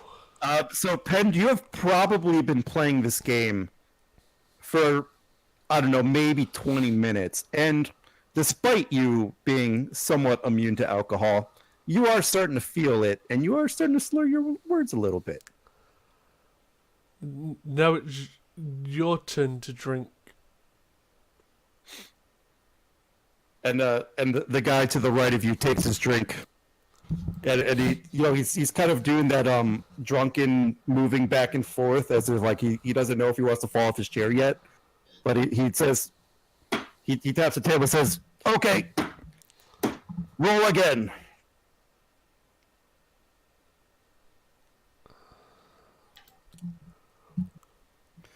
And then when you roll a 9, everyone raises it. Yeah! Kind of clink it, and they all kind of sit back and drink. I assume that was a good roll. And the guy to your left kind of taps on the table. That means we all drink. Fantastic. So yeah, Pend, you should probably take a drink and roll the fitness medicine.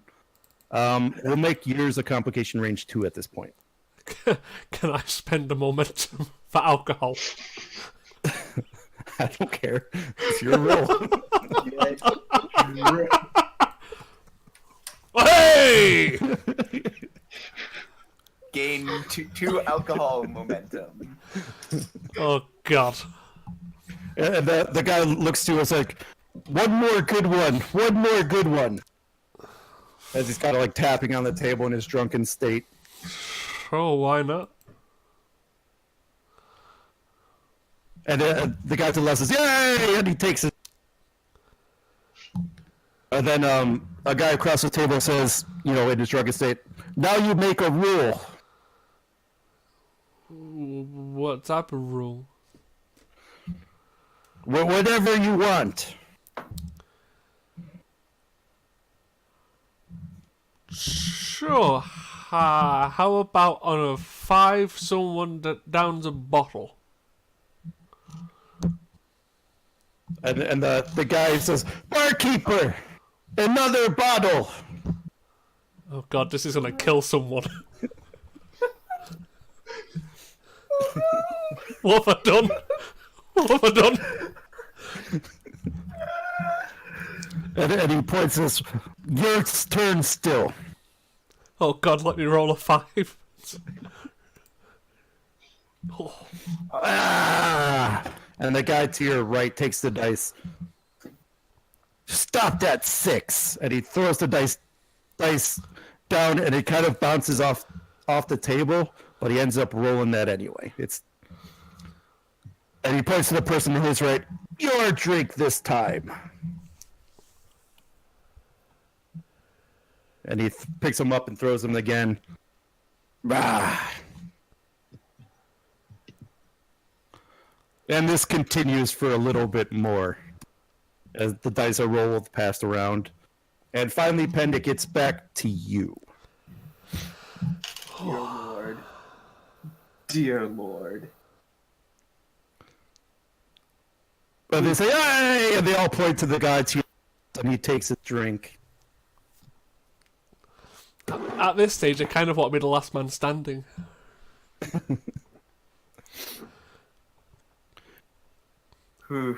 And so so another guy across the table reaches in his pocket, grabs some money, and throws it on the table. "I bet you that you cannot roll a natural 3 right now." Hold on, how are we going to roleplay that?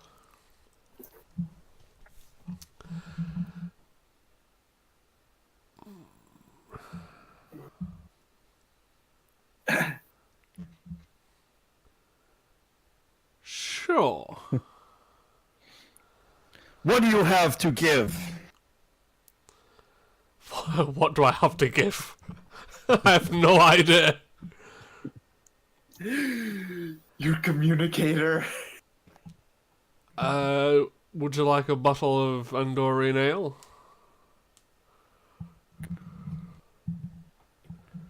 And he holds out like a little shooter and wants like a taste of it. Sure. And so you pour it, and he takes a little swig. He kind of looks back like it's bitter. It's like, "Oh, that stuff is nasty. I'll take it." Good choice. I'm just trying to figure out a way how the fuck I can fudge these rolls. Oh, you gonna cheat, May? I'm going to attempt it. I'm going to drunkenly try to cheat into winning. Oh no. All right, Pend. Could it be... Ah, shit. Either a presence let me- or control and command?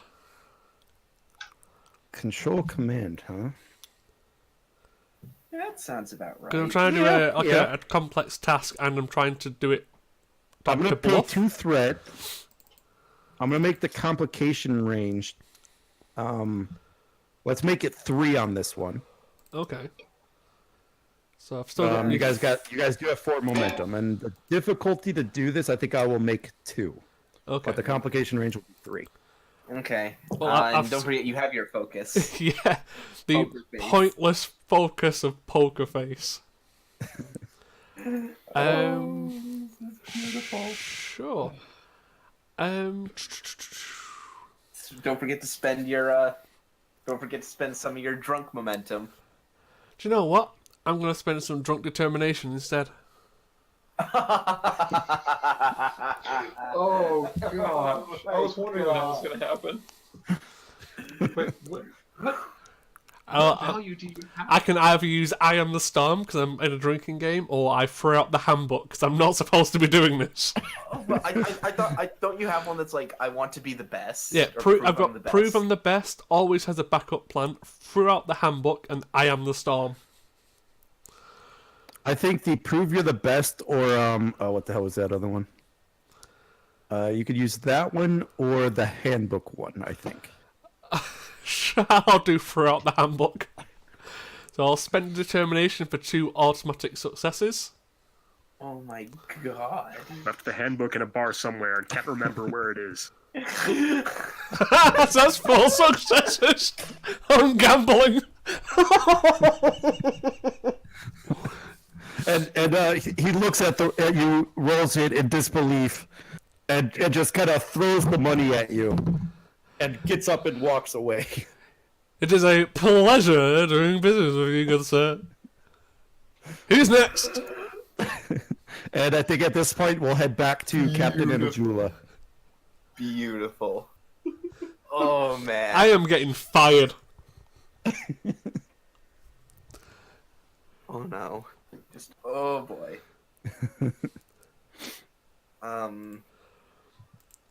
Yeah, so this is probably Case, not what Penn so should be we're doing. still in that that main administrative dome.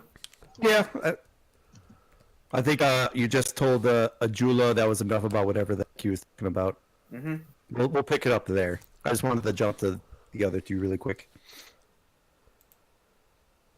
So, you must be pretty busy these days, huh?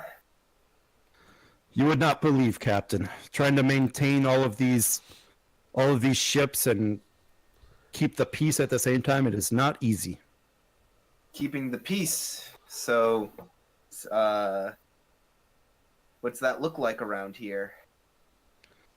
Well, sometimes you get an outrageous species that likes to play by their own rules, so to speak. Hmm. What rules might they play by, for example?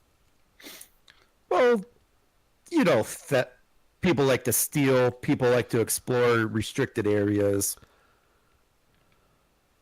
Restricted areas? And she just kind of nods and leaves it at that.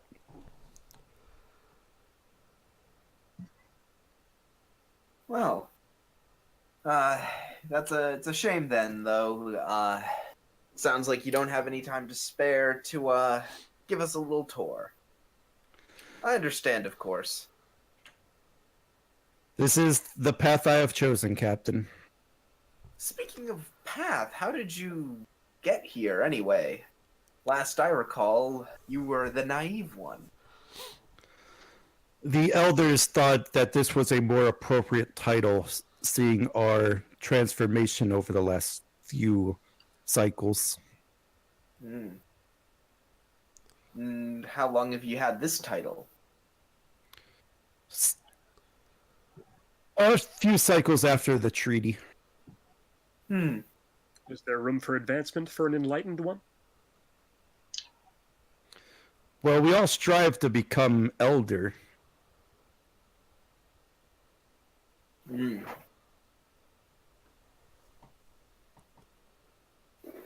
I suppose elder is the closest that a crystalline being gets to tenure, eh, Ajula?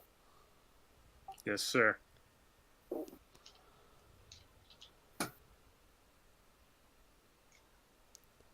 Well, if that's all then, I suppose So what's the odds I will let Evans you is get in back the to your restricted work. part of the It was planet? a shame we couldn't, The mountain we couldn't range. catch up more, but I will let you get back to your duties, Enlightened One. Very good, Captain. This was, and she paused for a second, nice. Likewise. He smiles and turns heel and begins to walk away. All right, cool. I think I'm gonna head to Evans really quick. All right, Evans, we'll bring back to you just kind of taking in the view. You've probably been doing this for, I don't know, 10 minutes or so, just kind of relaxing, catching your breath.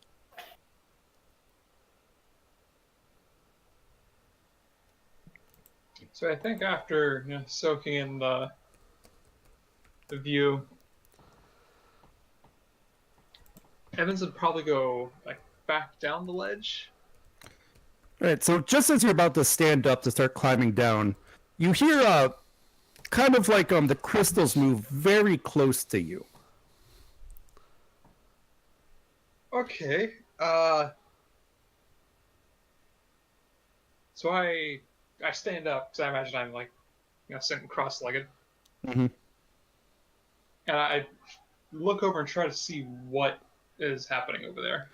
In the direction of the noise, you see a Zirconian that the shape of a Zirconian in the multicolored crystals, kind of standing there. Nice view, isn't it? That it is. I hardly ever get a chance to look at a view this frankly gorgeous. And the Zirconian kind of pulls up and sits down on the ledge overlooking it. It's peaceful, isn't it? Yes, and it's incredible the two different worlds almost on seeing how silently the city morphs, and then over on the other side you have the hills and mountains just cracking and making loud rumbling sounds. Yes.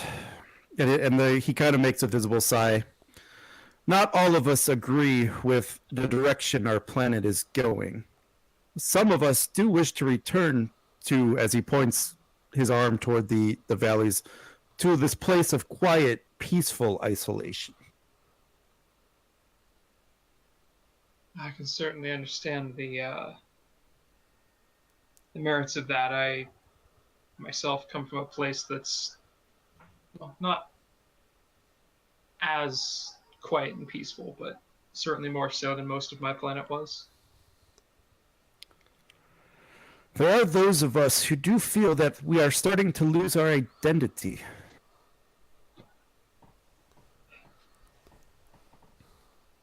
Our identity as a people, as a race.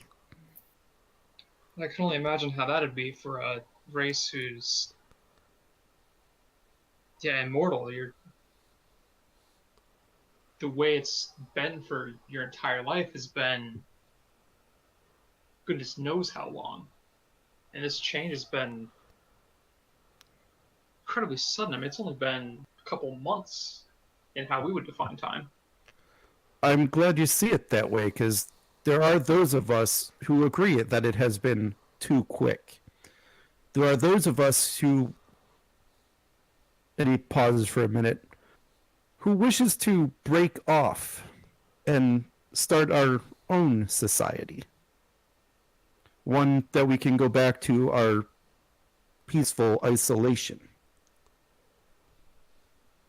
So when you say you're looking to break off, are you looking to leave this planet, or are you trying to, or do you want like a separate space on this planet? We do have a plan to separate one of the ancient ones from the planet and to start our own.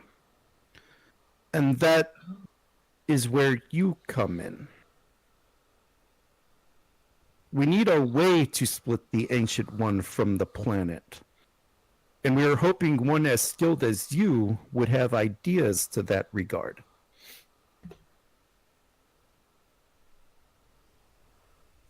I don't quite understand how I could be of help.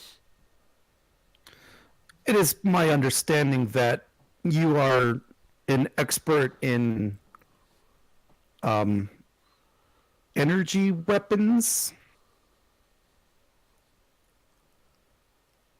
Wait, are you saying that for this other one to be split off, the planet has to be shot? We need a way to break the bond that is keeping it in place so that we may form the new planet. Oh.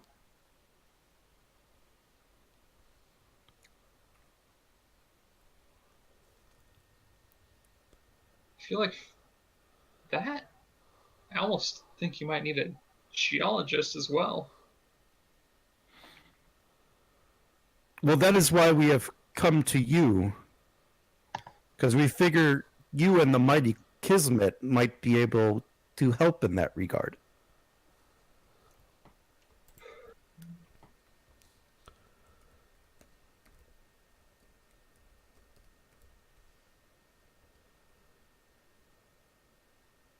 The way this sounds, it seems like it defies one of our.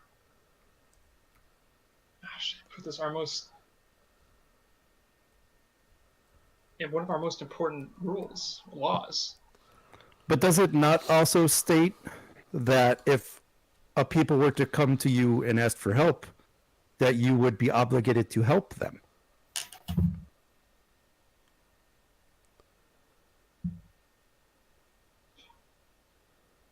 I suppose it is possible you could seek asylum from the Federation, but that would have to be a much higher power than me.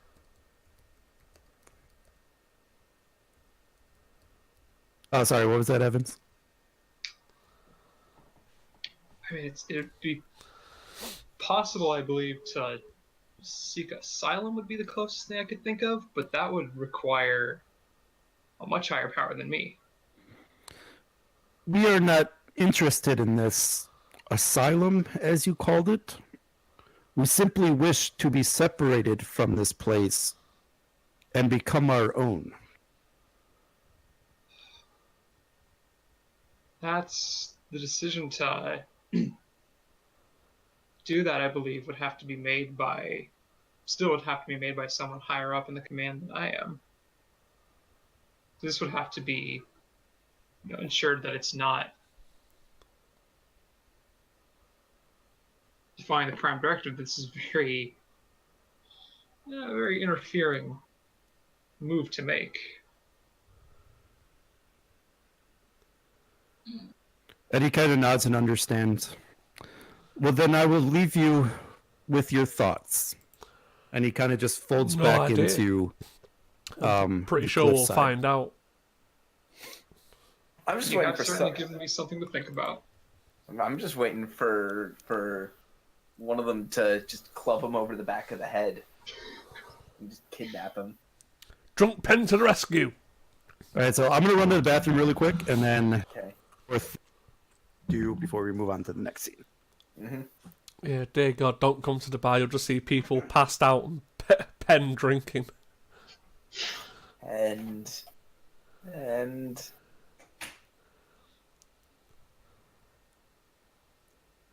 So have I technically won Latinum? yeah, you want a little latinum. Oh, shit.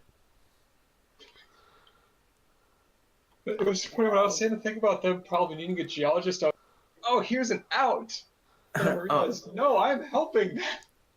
Oh no, one of my you just reminded me, Penn. One of my favorite jokes is from John Mulaney, who said, "No, you see, it's one thing to get blackout drunk and wake up the next morning and you've lost money, like that's understandable. You did some stupid stuff and you lost money. But it's another thing entirely to get blackout drunk, wake up the next morning, and you have gained money. That means that sometime along the line you exchanged goods and or services." I mean, at this stage, I don't think Pend is that drunk.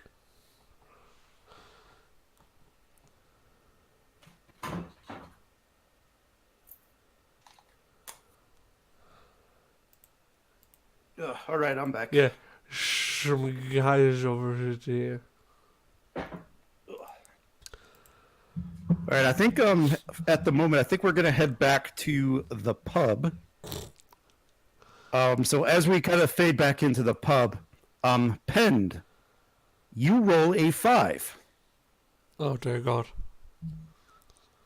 And as you roll, everyone just kind of stands up and points and throws that bottle of the good stuff right in your direction.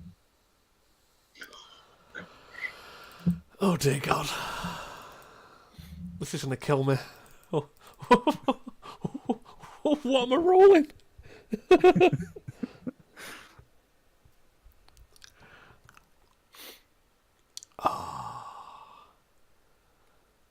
So as Pend, as you take the bottle up to your mouth and start trying to chug it, the inebriation that you are now experiencing causes you to kind of fall back in your chair and hit the ground. As probably about half the bottle just kind of pours over you. But as you hit the ground, you kind of look toward one of the corners, and you see 2 Romulans sitting in a corner talking with a Zarkonian. You can't really make out what they're saying, but you see it.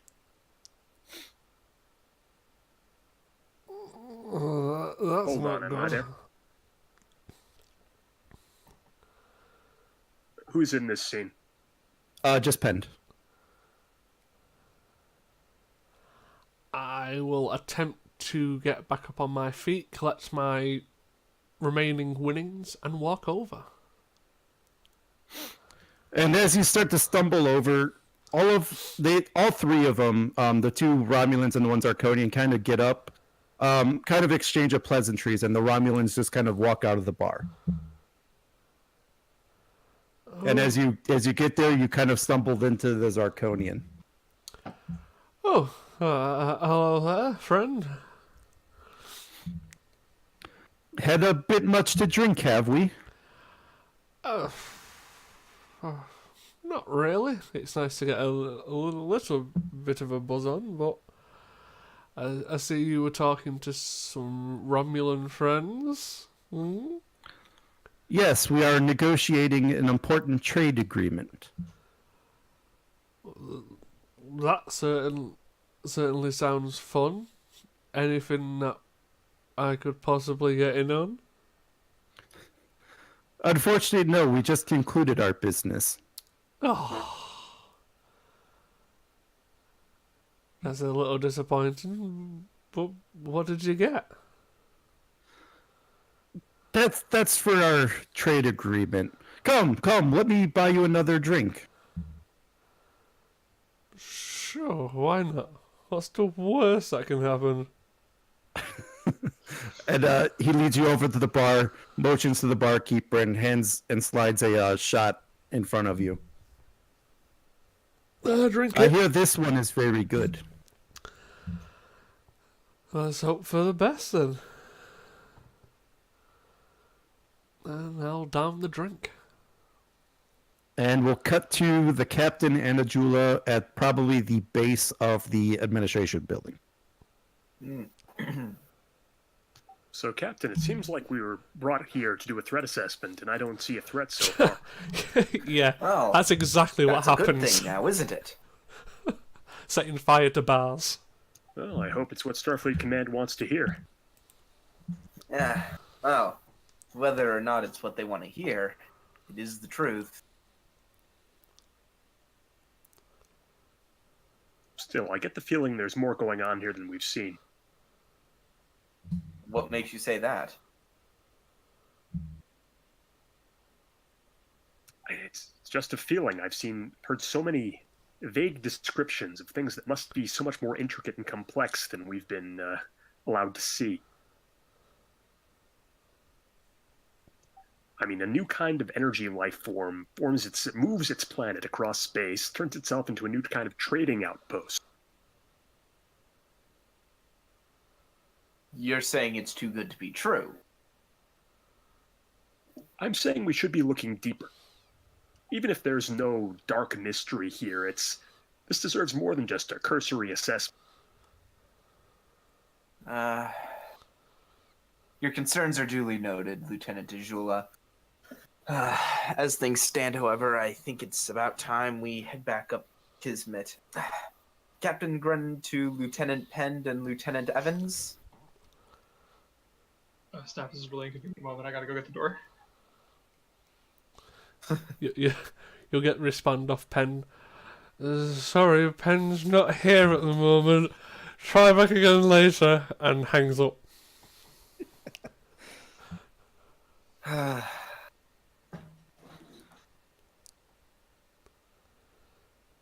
And I suppose I gotta wait for hear from Evans.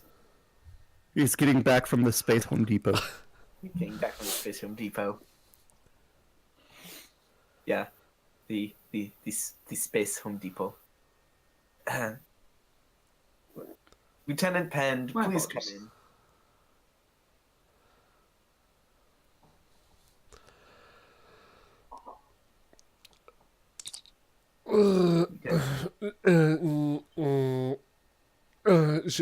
Yeah? Lieutenant Pend, please report to where we first beamed down, if you would. That's an order.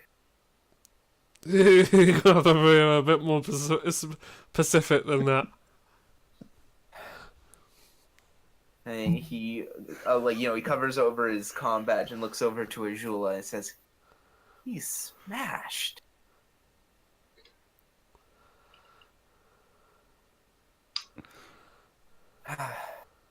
Very well. Hey, Captain, I need to Macarena. tell you that he's Mr. Evans, where are you? Not Evans. Mr. Pend, where are you?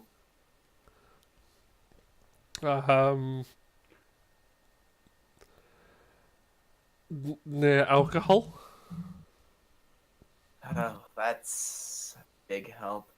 Do you know the name of the place you're at? I will certainly inquire. One moment, and I'll hang up again. Barkeep, where am I? Trace's comm badge, Captain.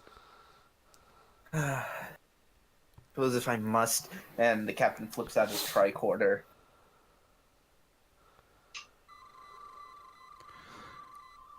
And you find his location about 5 blocks from your location.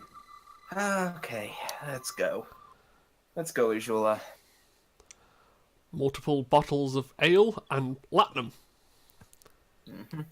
So, Yeah, so as you walk into this bar, you could kind of just see Penn and a whole bunch of others just kind of arm in arm, just kind of singing random songs. Obviously drunken songs, so they're not making any sense. But that's what they're doing. Penn obviously holding a satchel of money in one hand, a bottle of something that's now cracked open in the other. And I don't want to be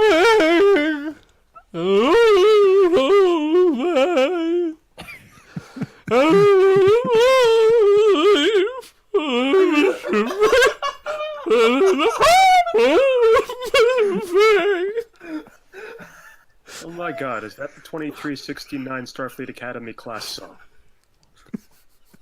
and he just looks over. Grenda looks over to Ajula and says, "I'm afraid so." Mr. Ajula, could you please help Mr. Pend out?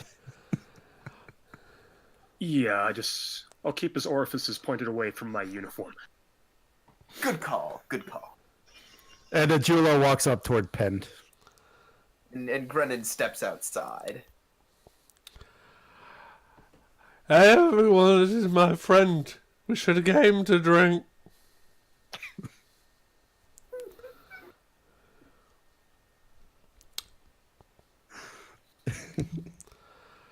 Okay, let's get you to sick bay, buddy. Did you know we've been cooking your chicken down here? I do now, Pend. Now, anything else you want to say into this tricorder? While we're all here and talking about my chicken. Ed, is it possible for me to pretend I'm sober for a split second and say I have information? Roll me. Let's go. Let me look at a sheet. Hold on.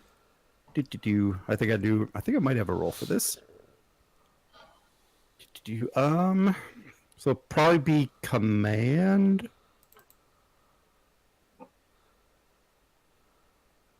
Command presence, I'd guess.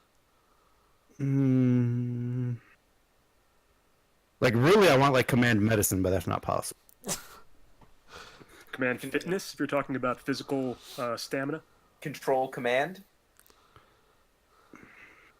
Yeah, I think control would probably be it.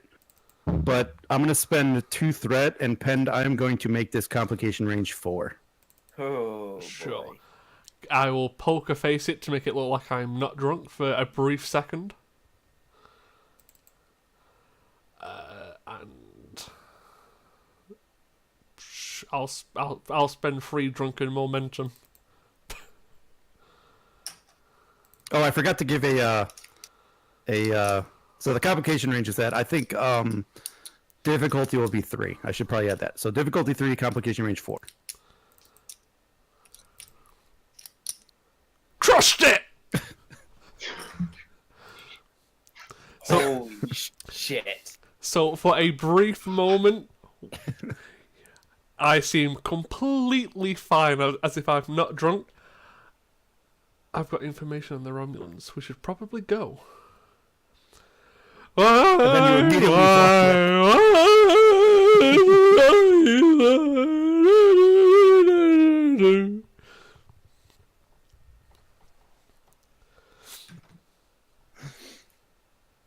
Outside the bar, Captain Grennan is Captain Grennan to Lieutenant Evans. Where's my chip? Yes, Captain. Here's my chip. We're heading back up to the ship for a brief period.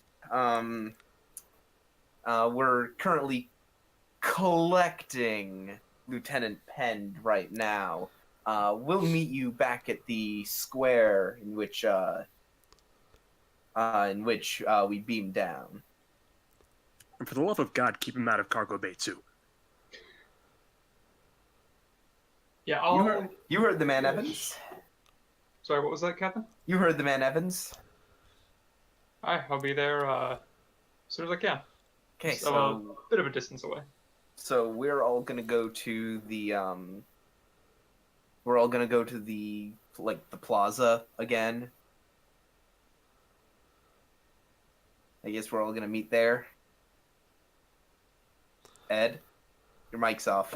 Yep, no, I know. I asked the girlfriend to bring me my charger today. Mm-hmm. Yep, so you guys are in the plaza. I do want to put it out there that I thank the people for the nice rock climbing challenge. Captain Grennan to Kismet. Yes, Captain? 4 to beam up. 7!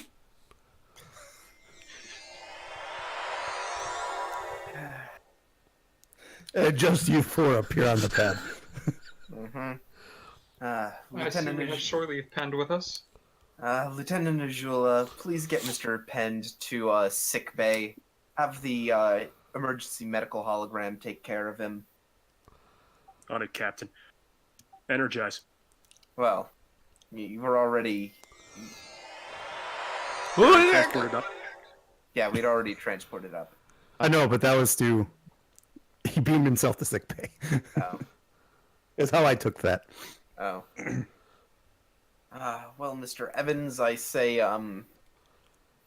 shall we go back up to my ready room? Sounds like Yes, sir. a good idea. Okay, in that case, we go we go up to the bridge, into my ready Right. room. Yep, so while that's happening, we'll take care of Pend in the sick bay. Please state the nature of the medical emergency. I say playing the MH. Your Yep. medical emergency! And the inmate says, I what might do run we a have here? toxicology scan. Give me a moment. No, you can play And him if you are want. extremely drunk. You're drunk. I am a hologram, Lieutenant. You... whatever you are. Just lie down in the bio bed, Lieutenant. It's a tempting offer, but I don't like holograms that much.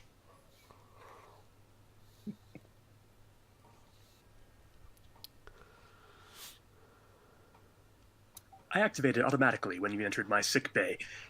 Unless you think you can handle this situation yourself, I suggest you deactivate me.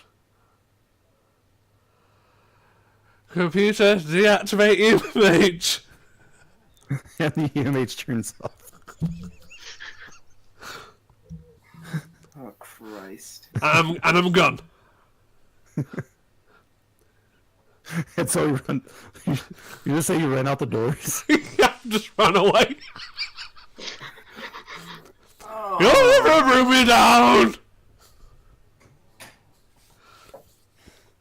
Oh no! Okay. Back to Captain and Evans in the ready room. Okay. Well, Mr. Evans, what is your assessment? Well, everything when I was in the city, everything seemed fine enough. Though when I left the city, I did discover a tricky situation. Oh? Yes, it turns out not all of the Zirconians are a huge fan of this incredible acceleration that they have going on right now. Well, rapid change often does result in such factions. I was hoping the Zirconians would be able to avoid something like that. Yes, and it seems that these Zirconians that are preferring to stay outside of the city, at least some of them are wanting to declare independence, so to speak. I see, and to what end? Well, they wish to have one of their elder ones split from the rest of the planet, so they can form their own planet elsewhere. And what would that require? Apparently, it would require a substantial phaser blast. Enter? Captain, Oh no. when I was at the bar, there was Romulans talking to the crystal people. Person. Mr. Things. Mr. Pend, Sir. I do not have time for you and your wild... Did you say Romulans? And I'm gone! And he runs away. Evans is just holding like his forehead in his hand. As much as I'd love to believe that that's just the drink talking with Penn, oh, I really hope it is. Captain, would you like me to have a small security team wrangle up there?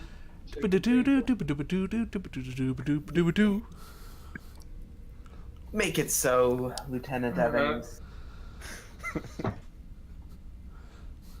Frey, could you get a couple other security officers and locate Penn and bring him to sickbay? I have no idea who that number I'm is. on it, boss. He's not wearing his comms badge. Oh no. Sir, do we have his last location? Oh no! Oh no! Wait. Okay, I want to make a general call to like everyone in the transport rooms and make sure someone's at every single one.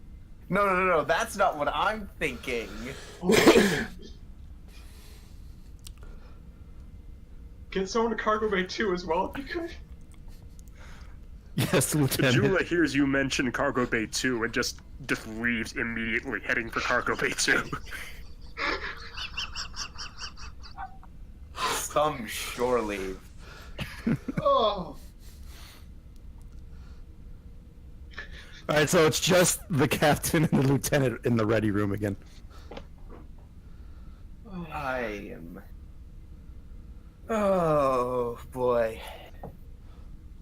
I almost wish I had a drink now, but yeah, this'll have to do. He walks over to his replicator and he says, "Hot chocolate, 78 degrees."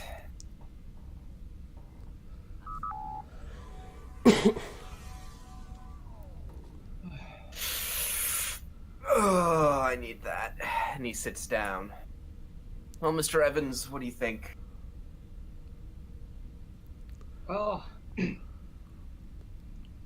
think it sounds like helping them out would violate at least one rule we have. Prime directive above all. Yes. To say nothing of about a dozen other non-interference clauses within the Federation Charter. Yeah, plus we would be directly firing on a planet's surface, which I'm sure would not be welcomed by the rest of the Zarkonians. Oh, yes, this is beyond the pale. Although, if you look at the physical definition of planet, it may not actually qualify. You're not there! No, I'm not there. You sometimes speak into the void, and so am I. That's true. I'm a voice in the back of your head, Captain. I'm One Batman. that remembers taking physics at Starfleet Academy. Anywho, but my biggest concern, and I suppose one reason that we really do need to get Pend back to sobriety, is to confirm what he said. If he did see Romulans dealing with Zarkonians, it could spell something bigger. Are you However, thinking perhaps they've found someone else to help split another one? it's certainly possible. I don't want to jump to conclusions, of course, but considering that right before we came on this mission, we ran into a cloaked Maquis raider, I do not want to rule anything out. That does sound prudent.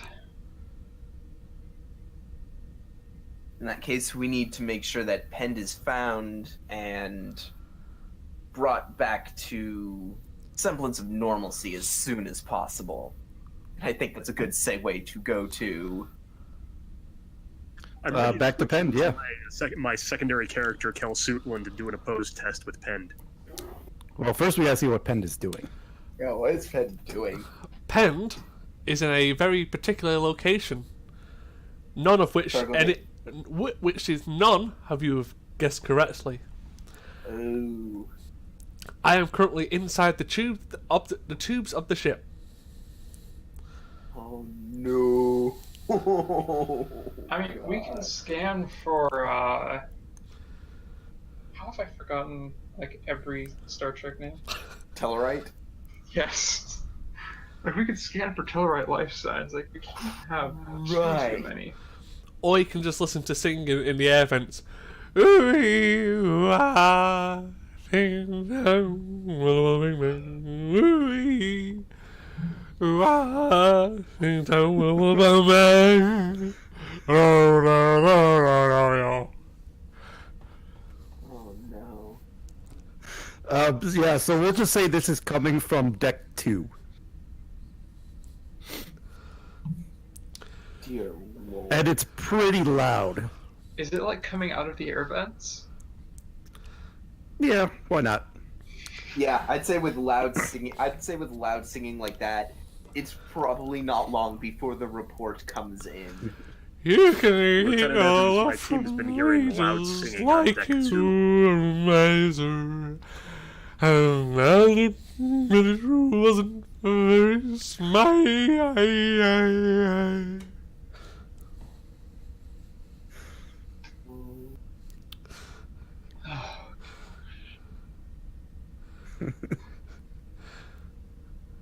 Well, Lieutenant, my suggestion is we I have a hypo spray here with a mild sedative. We put it on him, drag him out of the vents, put him on a stretcher, take him to...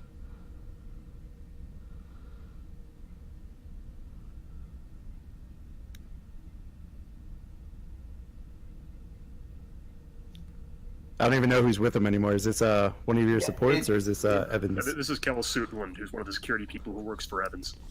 Right. Oh, I'm sorry. Did you call me or? Yeah, I'm calling you, and I'm saying, we've located, we think we've located Lieutenant Penn on deck 2. He's in the Jeffries tubes. All right. Yes, if we could go and get him, that'd be optimal. Do you expect to need help? It's always a good idea to have some backup, especially if we could have some people near the other access points for the Jeffries tube in case he does a runner. All right, I'll have a few other members of our security team at any other exit points he could get to easily.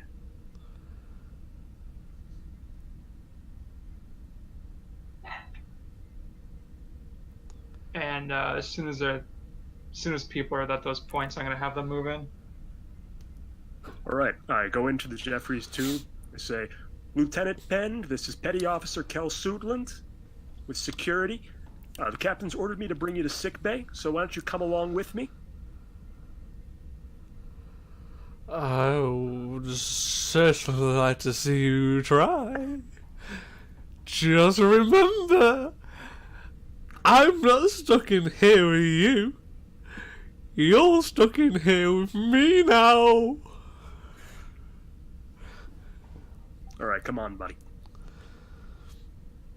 I will oppose this. Okay, fitness right. security tests. Let's do it. Yep. Fitness security, straight up opposed. Or wouldn't it be daring? Yeah, I think it would be. I think. Well, we'll go either fitness or daring. Whatever stat is higher for their respective stats. There's no point in me using composure or survival because it's just dicking around. You are not No. composed at all. You are the opposite of composed. Jesus.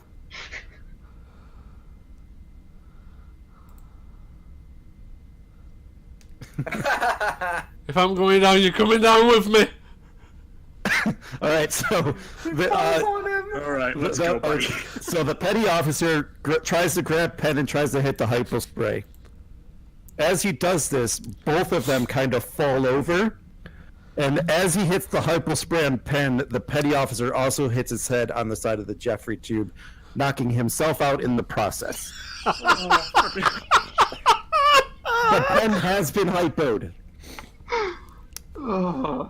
You're...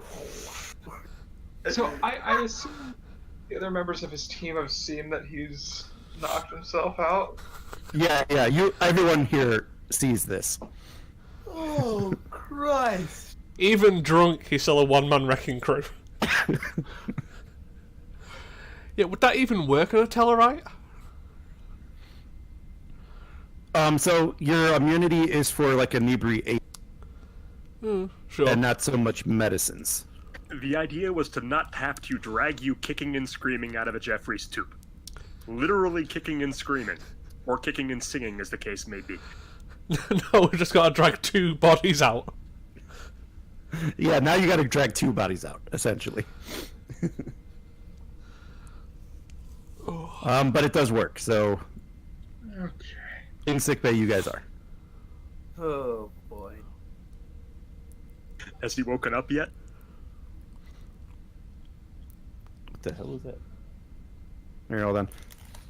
Are you making banging noises? Yeah, maybe. That or someone's robbing the house. Oh well.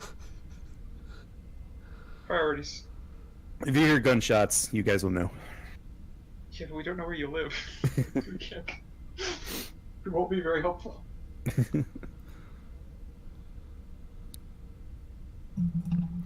All right, in sickbay.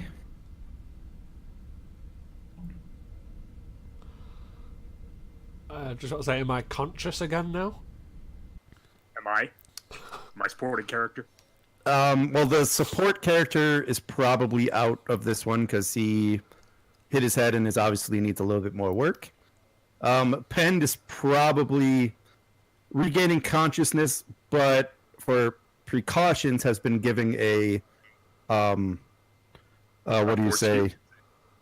Like something that will stop his movement, like a sedative that will stop his motor functions for the moment. A paralytic. Yeah. Also, if you rolled the complication, how did I end up? Because it's funner this way. Yeah. You can just reactivate the EMH again. Please state the nature of the you again. I can't feel my privates! Perhaps it's for the best, Lieutenant. Have you considered that? Why can't I move? And I take it you're responsible for the young security officer here with you. He did that to himself. Don't look at me. I just scan him with a medical tricorder. And you are reading a blood alcohol content of probably close to 5.0. Dear Lord.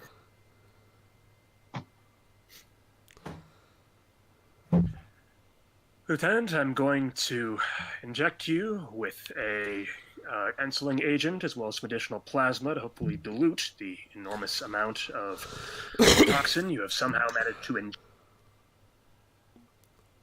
You're an ingest. Yes, Lieutenant, of course I am.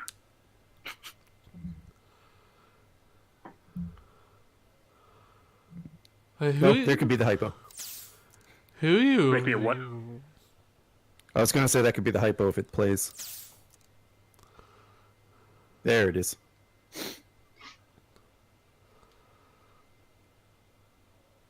And Pen, you feel not as drunk. You could probably put sentences together now.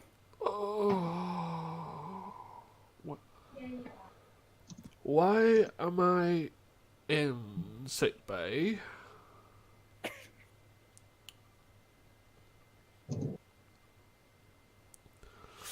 Am I still activated? Yeah.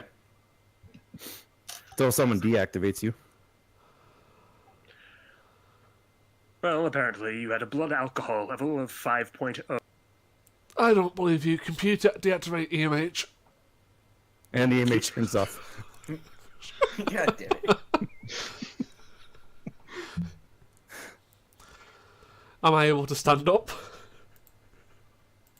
No, you still have the other thing. The paralytic. Am I able to chin my badge to activate it? You took that off. Or you could just say computer. Yeah. Computer, can you put me through to the captain, please? And Captain, your comm badge chirps. Hello, Captain, Mr. Pend. I seem Are you feeling better? Sure. I'm currently paralysed in sick bay, but it could be worse. Oh, Mr. Pend. Someone clearly let their drinking get away from them. I wouldn't say get away, but Spoiler alert, it's you. Let that be a lesson to you. that I am a one-man wrecking crew. Sure, but I think I mentioned something to you earlier about the Romulans. Yes. I'm hoping that was something. I'm hoping that was something you had just said in your drunk stupor, but from the tone of your now sober voice, I'm starting to get the feeling that I'm not going to be so lucky. Well, not as lucky as Strickland. next to me in the bed. But, no, I saw 2 Romulans in the corner of the bar making a deal with a Zirconian. And when I went over, he said apparently their deal was already done. So, yeah. I see. Mr. Penn, do you remember the color of the Zirconian? Do I remember the colour of the Zirconian? He was like a glorious rainbow. I have no idea, Captain. Thought that'd be too easy. I think he was a single colour, but at that stage I'd currently consumed quite a few bottles of alcohol, and I was on the floor. I see.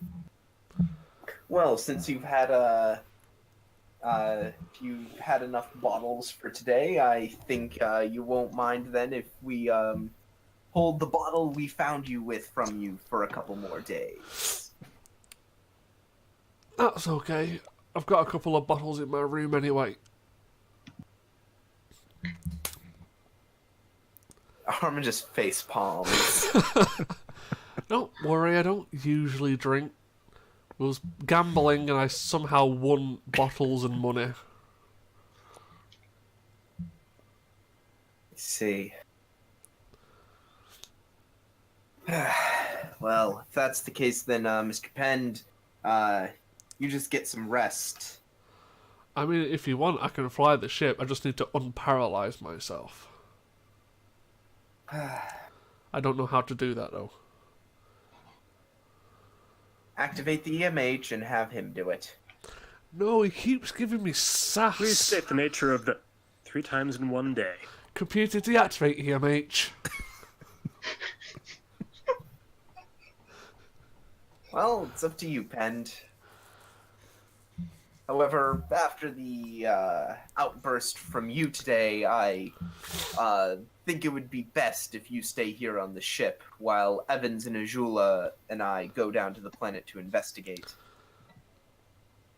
If you want, I could also come down and see if I can point out the guy who made the deal. Very well, I suppose so. Now, how to get legs working again? I'll send Mr. Ajula down to collect you. Okay. Well, You're I'm sending pretty me to sure what some now? security guys in there. Or yeah. We have someone get penned on his feet. Yeah. I mean, there's a nurse there, I'm sure. Yeah. Yeah. Which is so why I we've guess- been relying on the hologram. Mhm. So actually, I'd like all 3 of you to join me in my ready room. Yeah. All right. Super quick. Let's keep Penn Right. drunk for the entire Here they adventure. Okay. Enter. All right. Enter. We have what could potentially be a very dangerous situation. From everything that Lieutenant Evans has told me, it's entirely possible that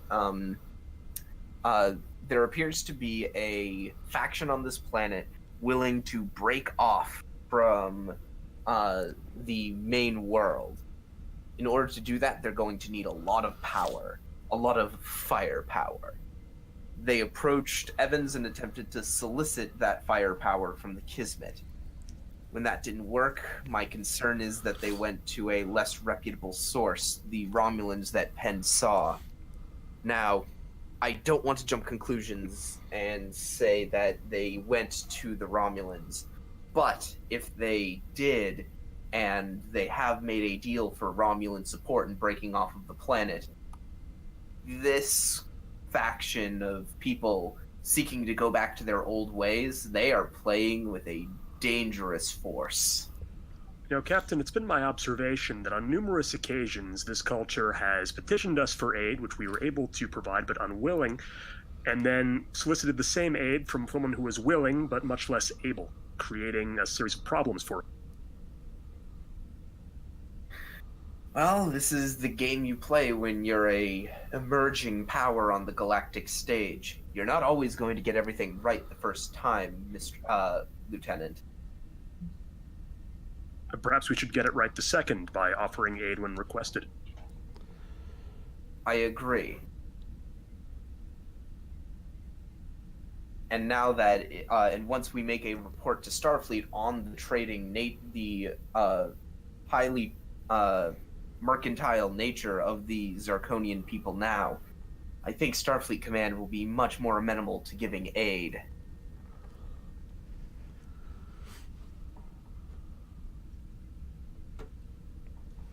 Isn't this something we could just do now? I mean, we're outside of easy subspace communications range with Starfleet Command. As I understand it, this is the kind of situation in which captains are expected to take the initiative. Agreed. However, we have a much more pressing concern right now. What is it, sir? If this group of, let's call them for now, separatists, have aligned themselves with the Romulans, we might be running on a time schedule. Especially if what Mr. Evans has told me is true about the requirements for breaking away from the planet. Might I suggest we contact the planet's government and perhaps mediate a more mutually amenable solution? One involving fewer sudden disruptor blasts from orbit, perhaps. As much as I agree with that, I think for now, the optimal play would be for you, Evans, Pend, and I to go down to the planet's surface and see what we can find. As I've said, the Separatists might not have aligned themselves with the Romulans. I don't want to alert the Enlightened One unless we are absolutely sure. Am I clear? Very well, Captain. I mean... are there any Romulan vessels in orbit that have the firepower to do... Yeah, well, whether we see them or not, the possibility is they could be there. Well, the question is whether we should attempt to create some sort of anti-cloaking detection grid. Using that without warning would be a bad idea. As I've said, I think we should get our facts straight and then talk with the Enlightened One. Have we considered appeasing them with a chicken? No, Mr. Pend, we have not. Thank you for your contribution. Kind of lean over to Ajula. Trojan chicken. Trojan chicken. I prefer mine Cajun, but whatever you want.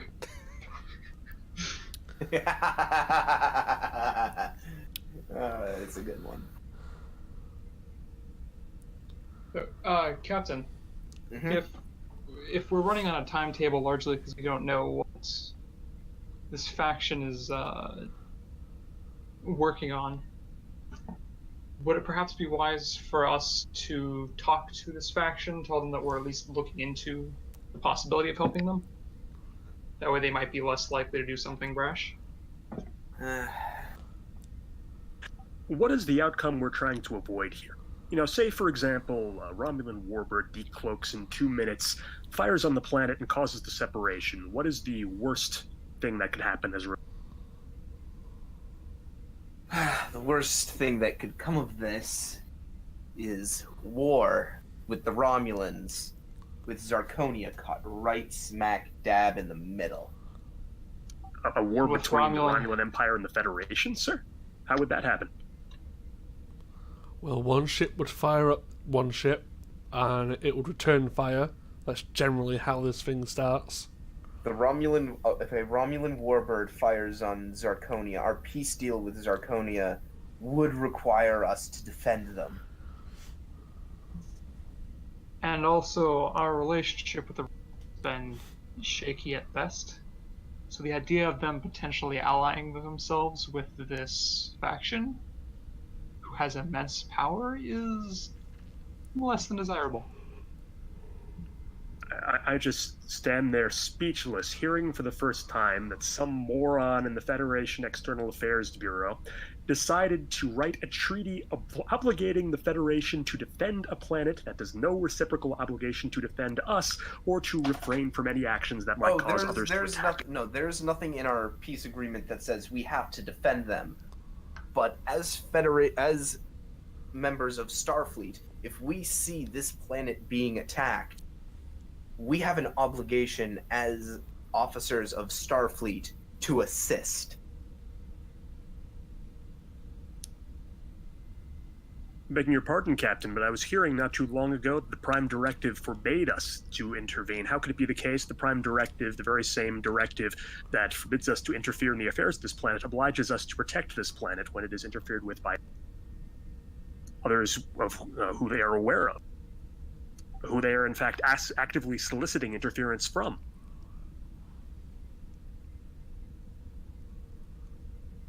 It's a messy game, Azula. We're standing on the precipice of something dangerous, and the balance of power needs to be kept.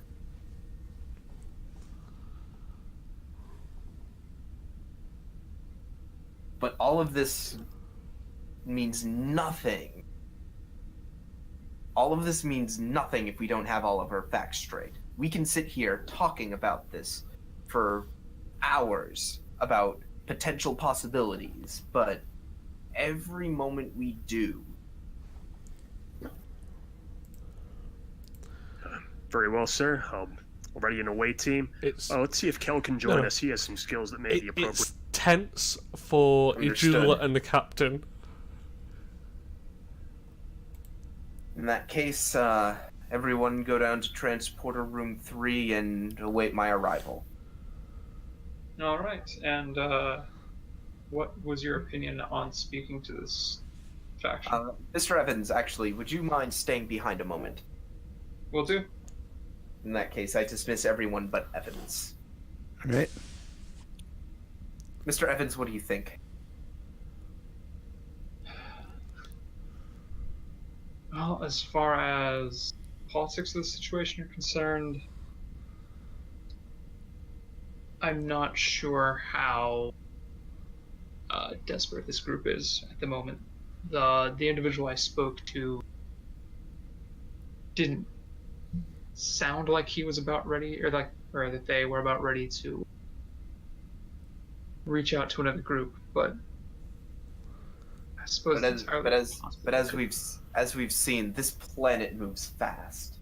In 4 months, look at how much they accomplished. In one day, this planet can turn on a dime. That it certainly can. We did this, Evans. We brought them into this world of intergalactic politics and internal strife. And I promised that I wouldn't let that tear them apart. It can't tear them apart.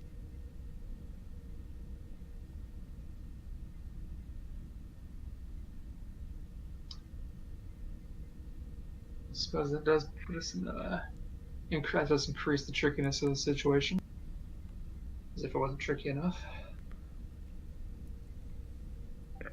If I'm in this conversation, No, you're not. something like You're not in this conversation. It's just Evans and I. that'll teach me to leave the room. Well, no, I specifically wanted to have this conversation with Evans. There's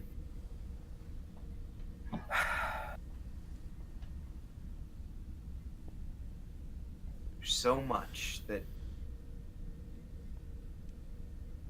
There's just so much.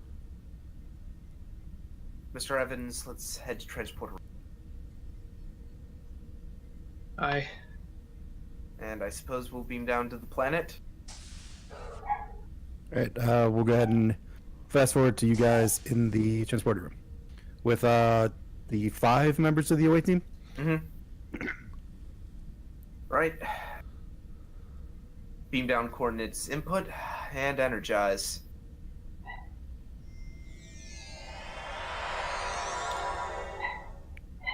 So where did you beam down to exactly? I'd actually like to beam down to the general vicinity of that bar. Okay. Yeah, you are transported right in front of it. Oh, By the way, teleporting are we does in not do good uniform for or are we alcohol. wearing civvies? Hmm? Are we in uniform or wearing civvies on the assumption that Romulans may be there? Uniform. And Right, yeah, everyone. you guys see the bar. It kind of leads down into the earth a little bit. You know, like there's a stairway leading down. All right, let's all stick together, but let's see if we can't turn up anything. And as you guys walk into the bar, Penn's friends are still there, in various states of drunkenness. And as they see him, they kind of wave him over. Penn, have more drink. Mr. Pend, no. Information is all we are here for. I could gamble for information. Not today, Pend. Not today. Okay. Use some of that goodwill you've racked up. I don't know if it's goodwill, but I'll try.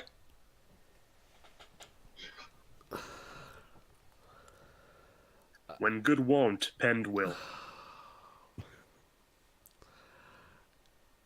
I would like to question my drinking buddies about where that Zirconian has gone. So as you kind of go there, they kind of put a shot glass down, pour a drink, and hand it over to you. Come on, Penn. I'll only drink if you answer my questions. And they kind of grab your shoulder and sit you down. Come. Did anyone... Was the chemical neutralizing agent still in his system? Yeah, probably. So You does know what, how about I actually roll for the EMH to create that advantage? You could take momentum. Yeah, let's do that. All right. So you guys are down to. You guys are out of momentum. I'll say this is a new scene too. So yeah. So Pendant is still in there, in your system. Okay. So, where's that Zirconian I was talking to at the bar? And the guy just kind of looks around. There's plenty of Sarcodians here. And he's looking around, grabs his drink, drinks. How about this? If you can point me to the right one, there might be a bottle in it for you.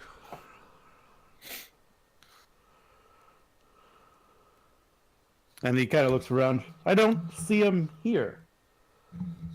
Oh. Has he... Oh, he must have left. Okay. I'll have to leave the drink until next time, fellas. Try not to lose any money. I'll take it off you later on.